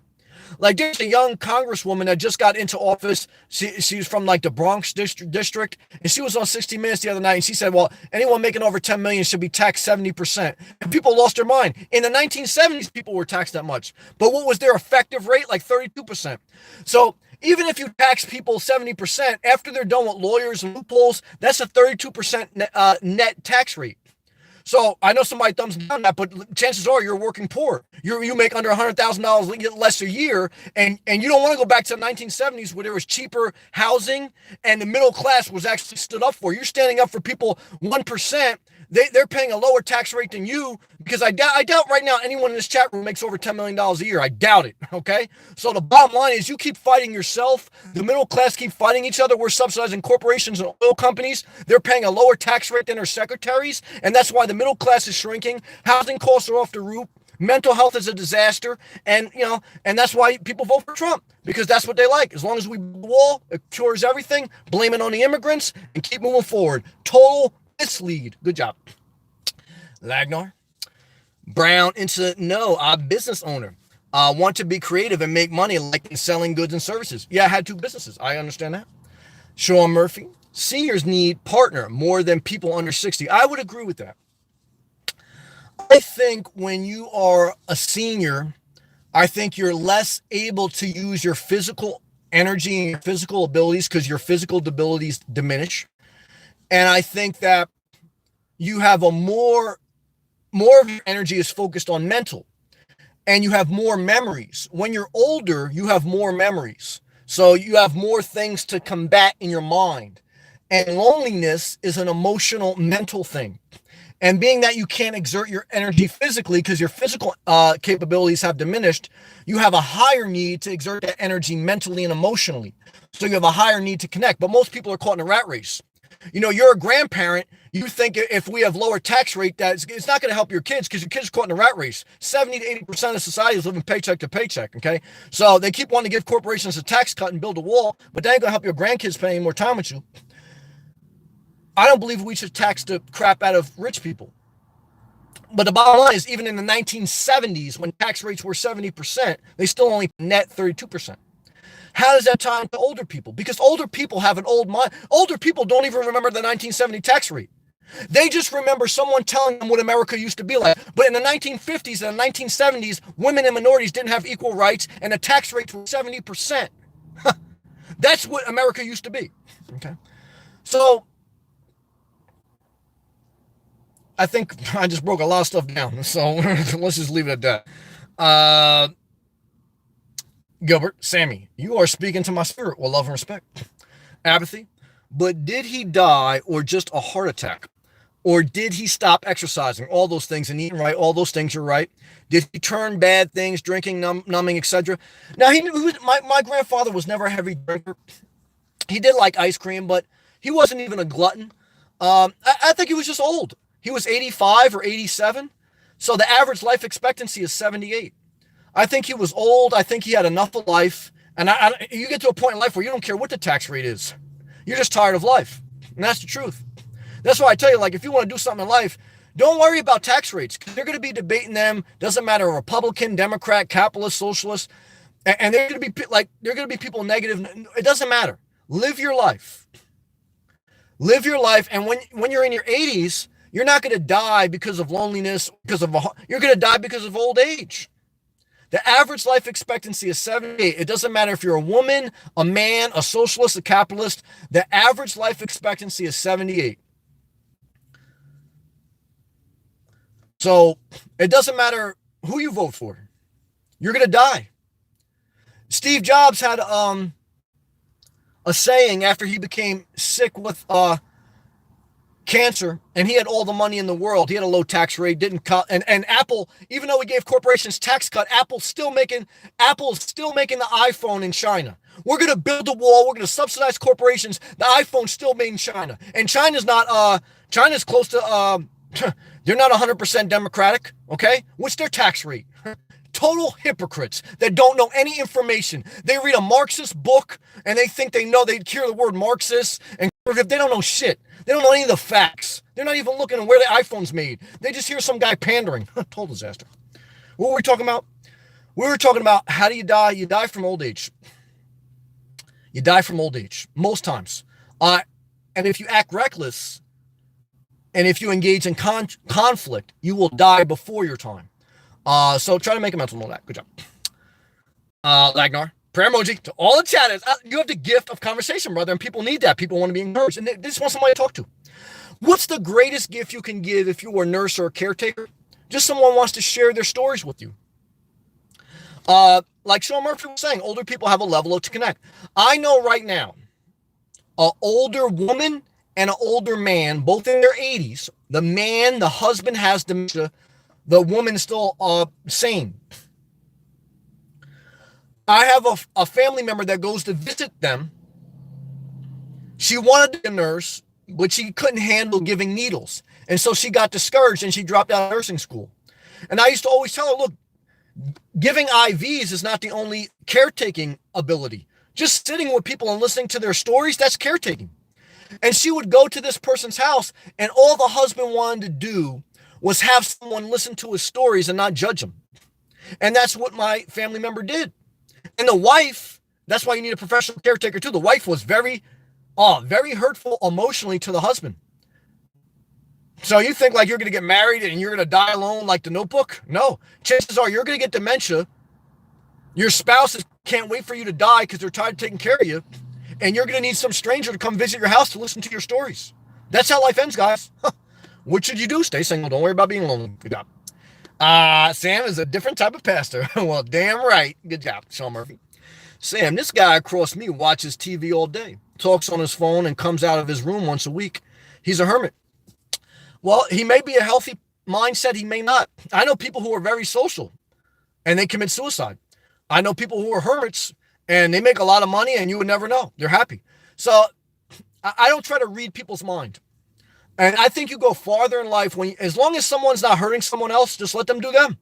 I don't care if you do a coloring book. I don't care if you watch free porn. I don't care if you masturbate 7 times a day. I don't care if you vote for Trump. I don't care what you do. As long as what you're doing is not hurting anyone. Okay? Love and respect. Lightar. Yep, Crazy King. Sensei Life, love and respect to the Philippines. In the Philippines, the retired old guy sits around and socializes. Yeah, they don't have Social Security either, do they? Just like anywhere in the world. The only difference is all the old guys' wives and girlfriends are in their 20s and 30s. Philippines got a pop. I ain't mad at that. Good to see you, Sissy. So, Murphy, there are so many scammers today wanting to sell you a new furnace, hydro, contract, etc. Well, it's always been like that. Remember the person who invented the circus, Barnum and Bailey Circus? I believe when they came up with the circus, I believe it was them, some investors asked them, how are you going to get people to pay to come see like a guy riding a motorcycle on top of his head? How are you going to pay for someone to come see like the world's craziest, tallest person? He goes, because there's a sucker born every day. So from the 1930s, when they invented the circus and all this, there's been people, that's a mindset out there that there's somebody that's going to buy some crap. But what should you do? Just be yourself, be honest, direct, and the rest falls into place. Good job. Yolanda, hydration break, guys. Love and respect. Yolanda, I've never understood why they don't want to just print more money. Well, we've already printed more money, 21 trillion, but we'll give it to corporations that still make their iPhone in China, and Khan, who's Trump's buddy, who's in the coal industry, we'll give it to them. We'll subsidize oil companies and corporations, but we won't subsidize the people. It's all because Trump is the wealthiest president ever in history. The middle class think they voted in a friend. The middle class voted in the wealthiest president in history if you combine all other presidents. And his policies show that. Okay? So how can that really be? All you have to do is divide the middle class and divide the lower class. And right now, the middle and lower class are divided. And most of them, the division comes from their backing corporations and they're backing big business. And no one's in this chat room is making more than $10 million a year. But the bottom line is, look, I'm not for full-blown socialism. I'm just for more financial equality. And we can do that the same way we're doing what we're doing now. We're 21 trillion in debt. We spend $750 billion in defense. The average military officer gets $20,000 a year, the starting military officer. So when we say we honor the military, like Trump said that he gave generals everything they want to give them more machines. The military doesn't need more machines. They need a high pay. And then he blasted his general that quit because he disagreed with his decision on Syria. And he goes, well, I think that general was a hypocrite because I gave him all the money and he still didn't do anything better in Afghanistan. So we spent all that extra money and he said nothing got better. We did was give billions of dollars of contracts to private publicly traded defense companies and the military, which is the biggest socialist program in America. The military is not private corporations running for profit. It's government subsidized workers. Military are socialism. Cops are socialism. Public teachers are socialism. Every time you go to a public beach, that's socialism. That's not private. Okay? That's not run for profit. That's government subsidy. Okay. Every time you go onto a road, that's a highway, that's public socialism. So Social Security, socialism. And without those things, all you'd have is a society that if you get hurt and you can't make a profit, you're out of here. So, but if you're able to fire people up emotionally and not let them look at the facts, but we got bad salespeople. Like Hillary Clinton, she couldn't sell a piece of ice to someone in Miami. Like Hillary Clinton couldn't sell an ice cream cone to somebody in Miami. She was a horrible salesperson. Trump's a great salesperson. That's why he got elected. So you also don't have any good politicians out there. That's the truth too. Good job. Sean Murphy, old guys with young girls and dying, and women gets their money. Well, I've seen that cut both ways. I've seen the girl get the money, and I've seen some guys get the money. Mainly, men tend to die before women. But like right now, that finally in society, women have equal rights and they can make money. I know a lot of women that make more than their husbands. Yeah, I do. A lot of smart, intelligent women making way more than their husbands. So they're okay either way. Now that they finally got equal rights. Apathy. I wish you would copyright your quotes. Put them on a t-shirt. Sign it. Sammy, love your quote tonight. I don't have any old caps. Room in my life for coloring books priceless. Oh yeah. As far as like, I don't have any problems with you using a coloring book. Yeah, but in my car I don't. Yeah, because I live out of one bag. I understand what you're saying now. Thank you, Sensi. Yes, it works. But the old guy lives much longer. I don't think you want to live past 90. I don't. I think the quality of life once you get past 90, until we get to a point in society with technology where you can become half robot, I don't think you want to live past 90. That's my opinion. Do what you want. Lagnar, please look up oligarchy. Oh yeah, like oligarchy. Democracy is dead. Okay, I looked it up. Sean Murphy, Sam, when is the government going to after these corporations and their offshore accounts? Never, because they're wealthy. Trump's not a middle class guy. He's a guy that borrowed money from his father, went bankrupt 6 times, leveraged debt, and has always been a wealthy, privileged man. And even the person that's against him, Mitt Romney, he was the same way. Remember when Mitt Romney ran for office? He said, what should a regular person do if they want to start their business? They go ask their parents to borrow money. Mitt Romney did the same thing. All these conservative people that want low tax rates, most of them got loans from their parents. Their parents helped them out in life. And, and then they went bankrupt and they played the system. The same system they played is the same system they're running. It's not middle class working people or lower class people. It's all upper class. And the minute someone does try to instill some middle class reform and talk about like universal basic income, universal health care, or increasing Social Security, they're called socialist. Okay. And so what are you doing? You're backing corporations. You want more capitalism? And there's nothing wrong with capitalism. I'm not all for all socialism. I'm for balance. The bottom line is the middle class is shrinking. Okay? Social Security is socialism. Public roads are social. Military socialism. We can't honor the military and want pure capitalism because the military is not capitalism. So it's all isms. We got to get away from the isms. And we got to remember that 90% of society makes 150 grand or less. 90% of society makes 150 grand or less. And the average pay is $50,000. Poverty is $12,000 a year or less. Most people are in that boat. But most people, as soon as you say ism, as soon as you say socialism, capitalism, Republican, Democrat, as soon as you get into all that, people get all worked up. But, you got to be okay with that too. So there's got to be a better sales pitch and a better job of explaining it. But I still think we go forward. Lagnar, X equals wound. Don't open it up again. Lagnar, you got a great comment, brother. Good job. Lagnar, RTR equals marketing YouTube channels. Well, it's true. Look, I'd rather someone be direct than play games with me. I don't play games. I tell you guys, look, I don't want to do meet and greets. Not because I don't love you. I do love you and respect you. I say that. But I got to be me. This is who I am. But look, I also got to be fair. Bob Wells has helped me. But, I don't have to go see him in the desert and get his book signed. Everyone should want. As long as you're not manipulating someone, I really don't care.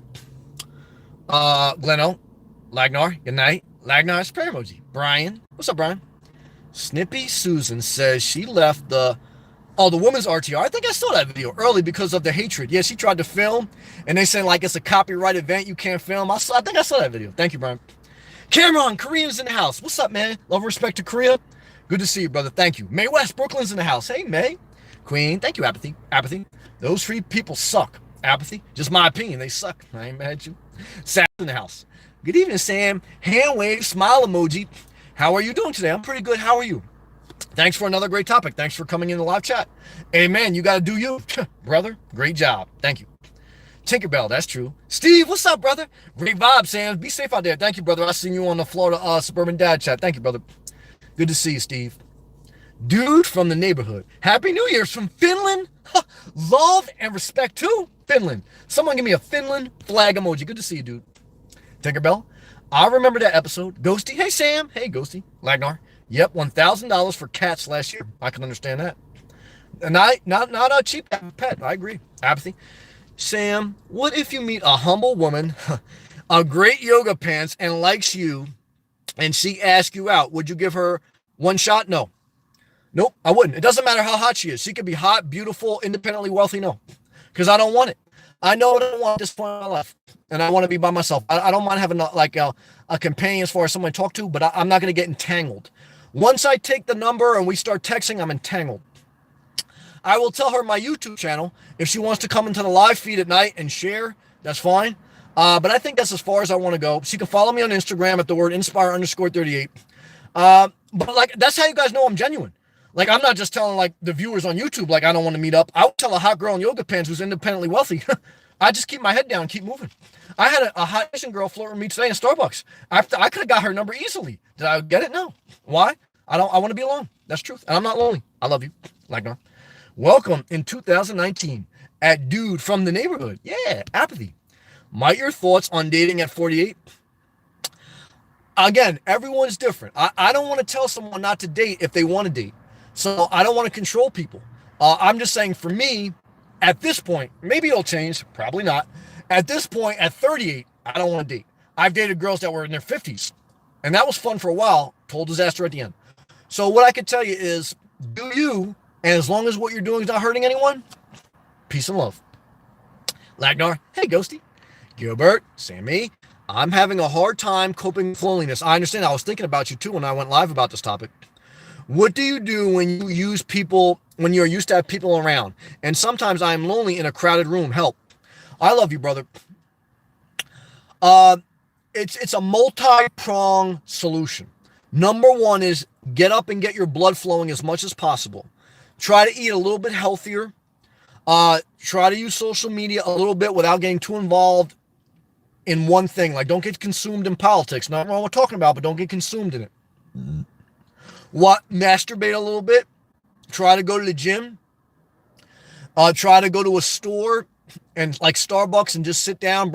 Instead of like having your laptop always in your house, go to Starbucks, and you don't even have to buy coffee anymore there. Go to Starbucks, sit down with your laptop, and just be in a social environment. So it's like the same thing as being in your living room, but you're being social. I recommend, especially like if you're not. I would recommend to do that once per day or once every other day. Get your laptop, walk to your local Starbucks or drive there. Just sit down, plug in your laptop. Watch YouTube, watch something, listen to music or something in your earbuds, and you're being social. Those are some things that I do that I think would help you. Everyone has their own twist, but I think that's a start. Lagnar, me too at Tinkerbell. Ooh, Sam, Florida has tons of iguanas. Yeah, I've seen a lot of them. I did some videos on that. You ever pet them? No, I never pet no iguana. They don't let you get too close to them. And I don't know if I'd want to pet. They may bite you. Because they get big as hell, especially once you get like the Boca Raton and Fort Lauderdale, big ass iguanas. I pet a squirrel though. Lagnar at Gilbert, you are not alone. That's right, brother. Gilbert, walking isn't bad, but it still leaves me wanting. I think you should try that Starbucks trick. Take your laptop and go to Starbucks during the day or evening and watch YouTube there with your earbuds in. That'll help. Apathy. And you could look at some girls in yoga pants. There's nothing wrong with looking, brother. And that'll help you. That'll relieve some stress. Apathy. I have a family of 3 squirrels. I love squirrels. In my backyard, squirrel emoji. Living in a tree. I hook them up with food every season. Smiley face and 3 squirrels. I love squirrels. Good job, Apathy. Gilbert. thank you, but sometimes it just overwhelms me. No, well, just you self-expressing that in this chat room is helping you. Now, I think if you take a couple other small steps, the Starbucks step, I think you go forward, brother. Good job. Ligner. At Gilbert, meeting points, like here in Europe, sort of place where you can drink a cup of tea, Uber, yeah, like a Starbucks. Totally agree with Lagnar. Good job, Lagnar. Yes, I know, Gilbert. It's not easy.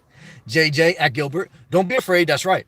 Take time to find out why you're feeling like this. Well, don't mind fuck it either. Everyone has periods like this. You're not alone. Yep. And don't mind F life.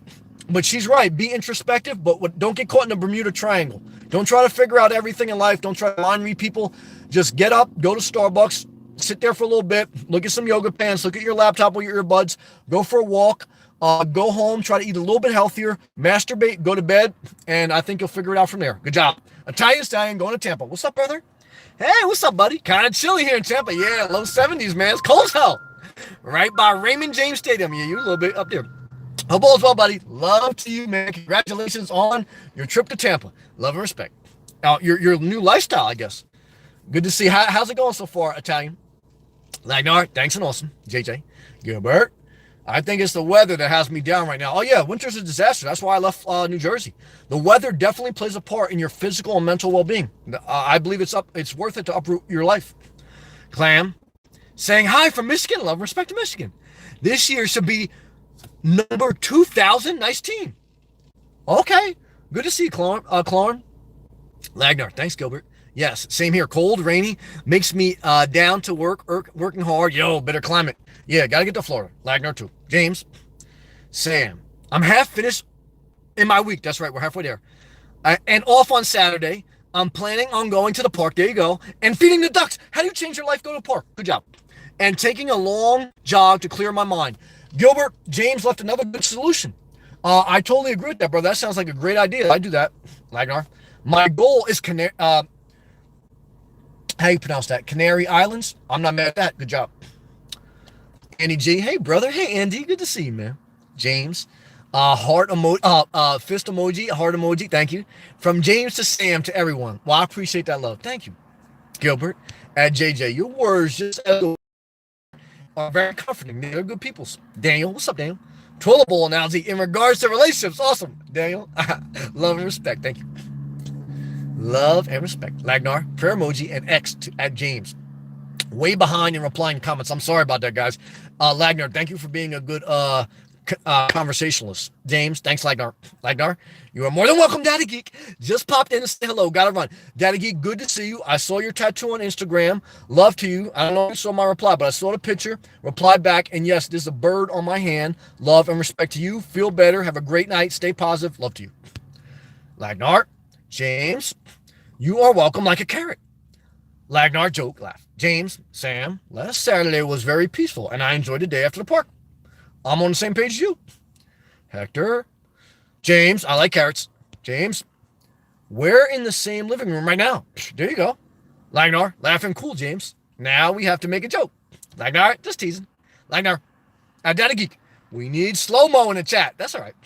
Lagnar, heart emoji. James, I got sick and tired of feeling sick and tired. I've been there. So I said, let's do this thing now instead of putting them off. James, good comment. Just do stuff. That'll relieve anxiety. Daniel, the Pac-Man game stands for Programmed and Controlled Man. Oh, I didn't know that. Forced to consume commodities. Oh, this is a good comment here. Endless and running from personal demons. It's an analogy for the life we're forced to live. Daniel, that's pretty deep, man. That's a good comment. Lagnar prayer emoji. Marin, hey, Marin, 2 palm trees. Heart, love and respect. Heart, 2 palm trees. Marin, love to you, peace to you. Hope you're having a great day. Lagnar, how are you, Marin? Marin, good. Marin, good. Lagnar, I like to read that. I'm okay, relaxed. If you're not okay, you know we'll pump you up with positive energy. At Marin, hope my bad English is understandable. Brother, totally understandable. Marin, today was a great day. Every day I add on to the last day, building a cumulative effect of self-care. Good job. And then like a yoga emoji. Meanwhile, some woman today was, all caps now, more concerned about a new congresswoman who's Muslim. Some people are, look, the bottom line is America is becoming more diverse. By 2050, If you add up all the different minority groups, they're going to be at the same level of all the white Americans. And that's threatening to white America, who sometimes think like they're always going to be the dominant force. But it's not. It's the facts. But the bottom line is the baby boomers will be dead by then. And, so will even the existing president. Look, in the future, if you add up all the different minority groups, all the different ethnic groups, they're going to be at the same level as white European groups in America. It's going to be even, pretty much. And that's where society's trending. And, you better adapt. But if you're old, you don't care because you're going to be dead by then. But that's the mindset that's out in the world right now, and that's where you see the conflict. Lagnar, shame emoji. Then about who's in the White House. Marin, she's afraid of Muslims. Lots of fear-based people here in Florida. They're everywhere. Don't even hang around with people. I only hang around people that love and respect people of all backgrounds, and as long as what they're doing is not hurting anyone, they don't care. But some people will never be like that. Just don't even spend time with them, because you create your reality based on who you spend time with. Good job. Marin, total disaster. Totally agree. Marin, I'm not afraid of death anymore. I'm not mad at that. I'm afraid I won't do what I came here to do. Marin, live your passion, even if you have to do your passion on the side. You always got to do stuff in life you don't want to do. I'm there too. But try as best you can to use your creative gifts and live your passion. Good job. Lagnar? Yep, follow politics in U.S. game here in Europe. Yeah, they're everywhere. Politics and everywhere. It doesn't even matter what country it is, what the society is. There are politics in every country, every society, and some good, some bad. I can't believe what's happening there with Brexit and millions of illegal aliens coming in. Look, the bottom line is immigration is part of life. You need policies for it. But we are becoming a more globally connected society, and you can have boundaries, you can have walls. You have to have a process for legal immigration, and you have to have the bottom line is, beyond all that, you got to have a social, economic policy for the world, because the civil unrest comes when people are not in a position to take care of themselves and their family, and all the resources are controlled by a ruling elite. And that's where wars start. Religion and politics are used to mask financial inequality. Because when you are financially stable, you're not looking for war. You're not looking to cause conflict in society. There's always going to be a certain percentage of society that has mental illness as far as the type that makes you hurt other people. You're never going to avoid that. But the vast majority of conflict has come from a lack of financial equality in whatever country or region. Marin, I was a caregiver. It's not for everyone, but it's a gift. I totally agree with that. For some, I totally agree. Everyone's not a caregiver and everyone's not a carpenter. Like, if your parent gets sick and you're a carpenter and your sister's a caregiver, guess what? Your sister has that gift, but she could never do YouTube. So she may be a great caretaker, but she may be not good at YouTube. She may not be good at running sheetrock. So you may be good at laying sheetrock, but you may not be good at caretaking. Everyone has a gift. Use your gift and make the most of it. Yep, respect, Marin. Apathy. Alexandra, yeah, that was the one I'm thinking of. I don't totally agree with her, but I'm trying to make the point. Yep, that was one I was thinking about. Was damn impressive on Rachel Madden. Unlike the Democrats and Trump. Well, I can't say I totally co-sign her, but I like the fact that there's a level of balance. She answered off the cuff. Quick, intelligent responses, no cue cards like our leads. Well, what I like about her, the same thing I like about Trump, is that they're willing to be imperfect. What I don't like about Trump is all his, and I don't say all, well, bottom line is I want to get away from one person or the other, because I don't put anyone on a pedestal. I want to say, this is what I really want to say. I don't really care who leads the country. I think there's a level of social, financial equality that's still skewed, and that's the reason the middle class is shrinking. And there's a reason that healthcare is the number one cause of bankruptcy in America. There's a reason that America's overworked and corporate leaders work less and make more. And I'm not against corporations. I've worked for corporations. I'm not against capitalism, but I'm also not against socialism. I'm not for isms. I'm for a more balanced society on average. And I think we can get there, and we will get there. Apathy. She's looking out for low income. To a certain extent, she is. Now, is she too extreme? Maybe. But are we too extreme now? Yeah, we need balance. It's always the key for balance. Apathy, people, yep, I agree. The middle and lower class are pitted against each other. And she is incredibly intelligent. I agree. Apathy, she needs her props like Andrew Yang. Look, I agree. We need a different level of thinking. We need an evolved capitalism. I agree with that. Apathy, much love and respect. It's reciprocated, and thank you. I agree. Good job, Apathy. Thank you for your love. Praise the Lord. I see you, Chad. Chad, Andrew Yang 2020. I'm pushing for him. That guy gotta grow his audience though, man. He's only got like 12,000 or so subscribers on Instagram. Andrew Yang, Andrew Yang. He's running for president in 2020. I like him. Progressively thinking. Ray, just jumping in to say hi. Hey, Lisa Ray. I don't like politics, so I'm going to jump out. That's okay. Yeah, do you. I'm not mad at that. Just answer your title. I think it depends on what you need as a person. I prefer being alone. I'm not mad at that, Lisa Ray. And that's why I like virtual relationships. I talk about something you don't like, you're out of this chat room. If you get married and your spouse starts to talk about something you don't like, you ain't leaving that house. If you are, you got to come back to it until you get a divorce and you liquidate all your assets. So what do I think you should do when you get lonely? Have a virtual relationship. Oh, yeah, good job. Chad, you, Sam, and all your chatters present. But I gotta go and do some self-care. I ain't mad about that. A little masturbation, baby. Before work, so peace out. Love and respect. Like now, I'm back. One of my cats was thrown up outside. See? Even when you have pets, still a lot of work. I know. I love you, Lagnar. Marin, I'm the only person I know who liked Hillary. I didn't really like her that much, but I agree with her policy more. I think you're right. Felt she was publicly abused by Trump. Now, she was, but that's part of the game when you step in that ring. And no one said a word. That's just me. I respect you. No respect, lots of experience. Now, look, I voted for her. So, but I do believe she was a bad politician. And she pandered. And Trump won. People, look, even I know people who voted for Trump, they didn't like him, but they liked the fact that he broke political correctness and he spoke, I'm not going to say truth because he's a salesman. He's playing the game a little bit.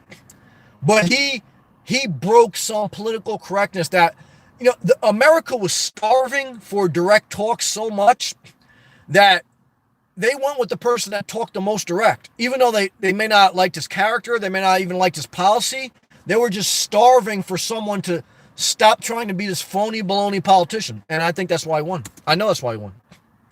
Apathy. Hillary Clinton was trying to pander to everyone. I totally agree with that. She didn't want to insult anyone. That's true. Even the wealthy bankers, I agree with that. That paid for her. You're right. I agree. Apathy. Fracking is part of the climate problem. I disagree. I don't know if it is or isn't. I try to avoid the debate of climate change and just say pollution. Pollution is real. Whether or not you believe in climate change, no one really knows the full answer. Pollution's real. So if pollution is real, but we still need gasoline to grow the economy, but you could just have a balanced you could just have a policy that's based around green energies. Some of the subsidies that we subsidize oil and gas companies and coal, like Carl Icahn, Trump's buddy, that's why that industry has grown.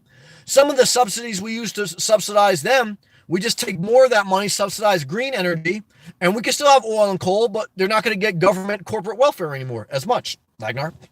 Power corrupts. Well, I totally agree with that, Lagnar. Good job, Marin.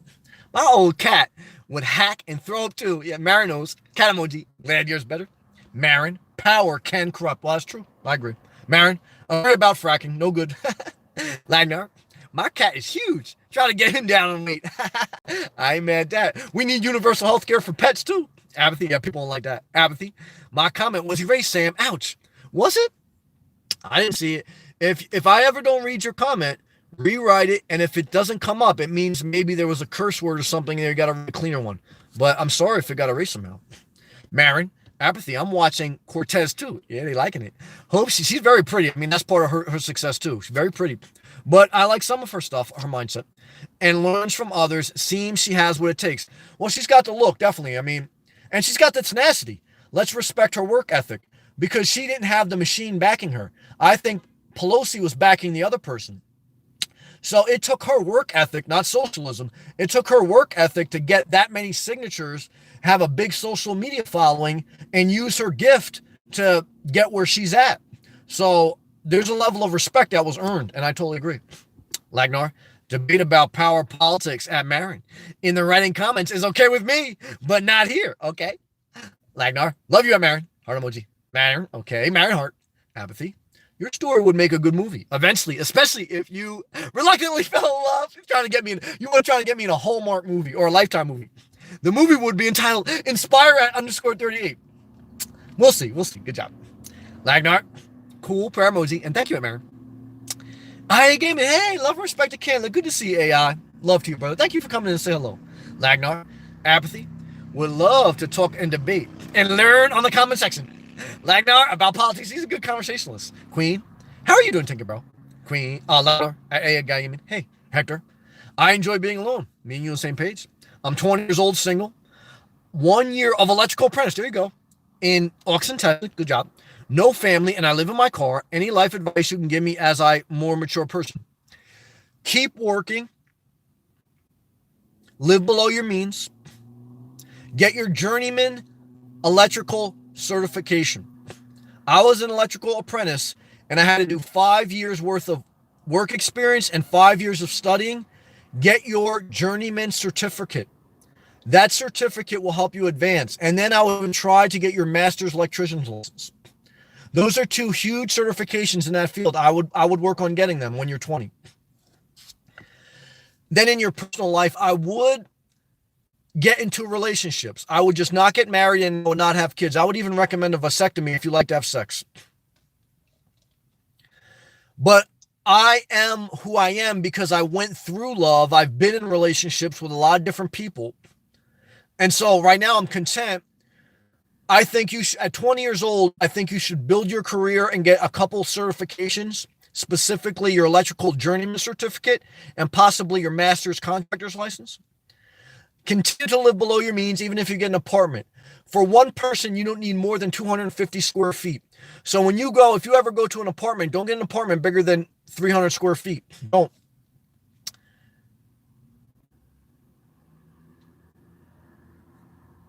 Get involved in relationships. Don't have kids. I really do believe if you wanted to have physical sex, get a vasectomy. A vasectomy be reversed. Having a kid can't. I think if you follow that general principle with understanding you should do whatever you want. I'm just giving you my opinion. That would be my life advice if I was talking to myself at 20 years old. Oh, yeah. Good job. Queen. I was feeding my baby doll. I ain't mad at that. Lagnar. On your shoulder and burp. Yeah, there you go. Good job. Queen, laughing at Lagnar. Lagnar, at Hector. Just be you. Well, that's also great advice. And enjoy. That's great advice, too. I would agree with that. Sam is behind and replying in the comments. Lagnar, you're a great conversationalist. Good job. Lagnar, and I'm glad to have you here, Lagnar. Thank you. Burp. Queen, now I have to learn the hard way about baby dolls. Give a hug to them. I ain't mad at that. Queen, okay, she's a girl. Marin, I'm older, but looking forward to lots more diversity everywhere. Always coming. Good job. Makes everything better to share. Marin, you're an upright woman with a lot of character. So it doesn't matter how society evolves. When you're an upright person, you don't care about that because you look at people for who they are. In a spirit of generosity. Yep, palm trees. Oh, magical hearts. Good job, Queen. How are you doing, Marin? Yeah. I got to blow my nose, guys. Excuse me. Thank you again, guys, for everyone who joins these live chats. Thank you for everyone who clicks the thumbs up button. Thank you again, Apathy and DTM Professional Window Cleaners for the super chats. I'm still going to read more comments, but I just want to acknowledge everyone that shows love. And I want to say I appreciate it. Thank you. Lagnar. Tickle her from Europe. Laughing. Good job. Queen. Okay. Lagnar. Wink. Queen. I remember the movie Boomerang. Yeah, that was a good movie. Made me laugh. Doug, what's up, man? Love and respect to New Mexico. Sammy. Hey, Doug. How are you, brother? Good to see you, man. How's life going? How's your journey for... Now, Doug is close to retirement. But he's got to get a job to fill in before he can collect full Social Security. Social Security is socialism. Doug voted for Trump. I know. But thank God that we still have Social Security. Because if we didn't have Social Security and Doug had to work until he dropped, he's singing the blues at karaoke night every night. Thank God he doesn't. I want him to get a job as a filler and then get to Social Security and do whatever he wants and make videos about New Mexico. Doug, we love you. Love her. Queen, Trenta Water, good job. Lagnar, whiskey here. Yum, I imagine. Doug, did you hear about the Border Patrol set a record in December? They caught 7,000 illegals trying to cross the areas open without current small fence. Interesting. Look, I'm not mad after the wall, but who did Trump marry? All immigrants. How did they get their paper? Marrying a rich, powerful man. Build a wall, but let's also build a new Ellis Island. Let's build a new Ellis Island. And let's stop talking about just that. There's more to this country. Like, you're searching for a job right now. Trump's saying the economy's all-time high and unemployment's low. You need a job. You don't need a wall built. You need a job. You need Social Security to come quicker. You need Social Security to be more. Doug, you voted for Trump, and right now you're unemployed, and you need a job, and you need Social Security to come. You don't need a wall. So you are focusing on the wrong issue based on what your life is currently facing. And I think that's how people who pump up corporations and military defense mislead the common people, who your real life has nothing to do with building a wall, has everything to do with job opportunity, financial equality, and social programs such as Social Security and Medicare, which you're going to need as you get older. Love and respect, Queen. I love chocolate milk. I ain't mad at that, but it's a little bit unhealthy. Be careful. Welcome, Doug. Rio de Janeiro as Doug. Sam is 4 minutes. Damn, you got me timed good. Just my pass. Good job, Doug. I hear Florida is getting cold tomorrow. It's pretty cold tonight. It's only 75 degrees. How are you going to handle that, brother? It's not easy. I'm making sacrifices down here. I love you. Oh, that's layer up. I love you, Doug. You know I get a little pissed by. I love you, though. Doug, welcome, Lagnar. You are from the Netherlands? Yes, amazing. Thank God they don't build a wall on YouTube. Thank God they don't have a wall on YouTube like where you can't enter a chat, unless you marry Trump. Thank God for that. Great. I have always wanted to visit. Good job, Lagnar. Yep, Amsterdam. Oh, that's very liberal. You can smoke pot, or you can do drugs. That's liberal. And I love that. Well, I don't like that. I don't do drugs, but the Netherlands here. Where are you from? Doug's from New Mexico. Lagnar, thanks. Doug, Lagnar.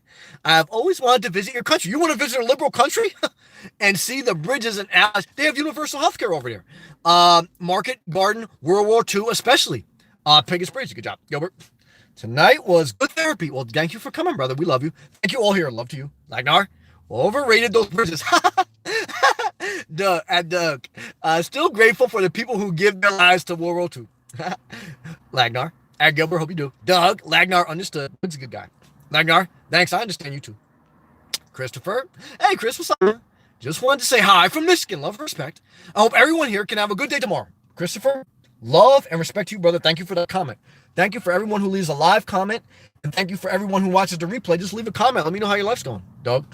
Job search is getting fun. Not. Yeah, thank Trump for that. I'm working with some temp agencies. I could be doing anything from warehouse work to sales work and everything in between. Yeah, you can work for a corporation that's getting government subsidies and tax cuts, and you can work for $12, $15 an hour. That's what you can do with no healthcare insurance.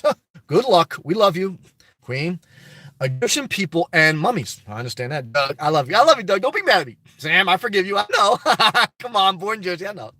I have never made fun of anyone who never had the chance to be raised in New Mexico. I'm not mad. I love you, Doug. Doug, good evening, everyone. I love you, Doug. All right, guys and girls, I gave it everything I got.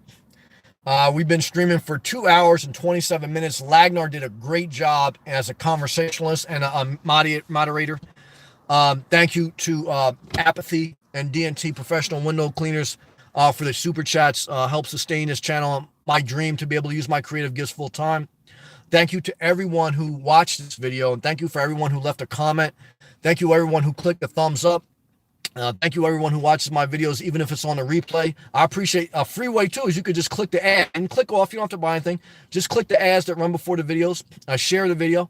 But at the end of the day, do whatever you want. Because at the end of the day, I'm not about controlling people.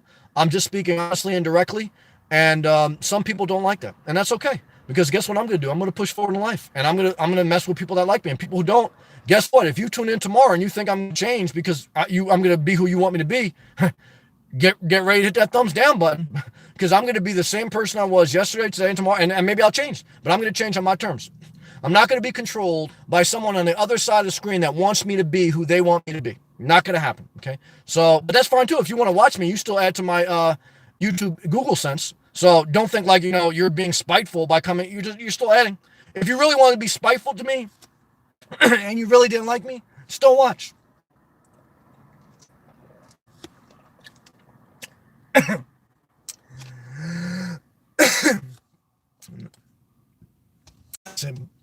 Love and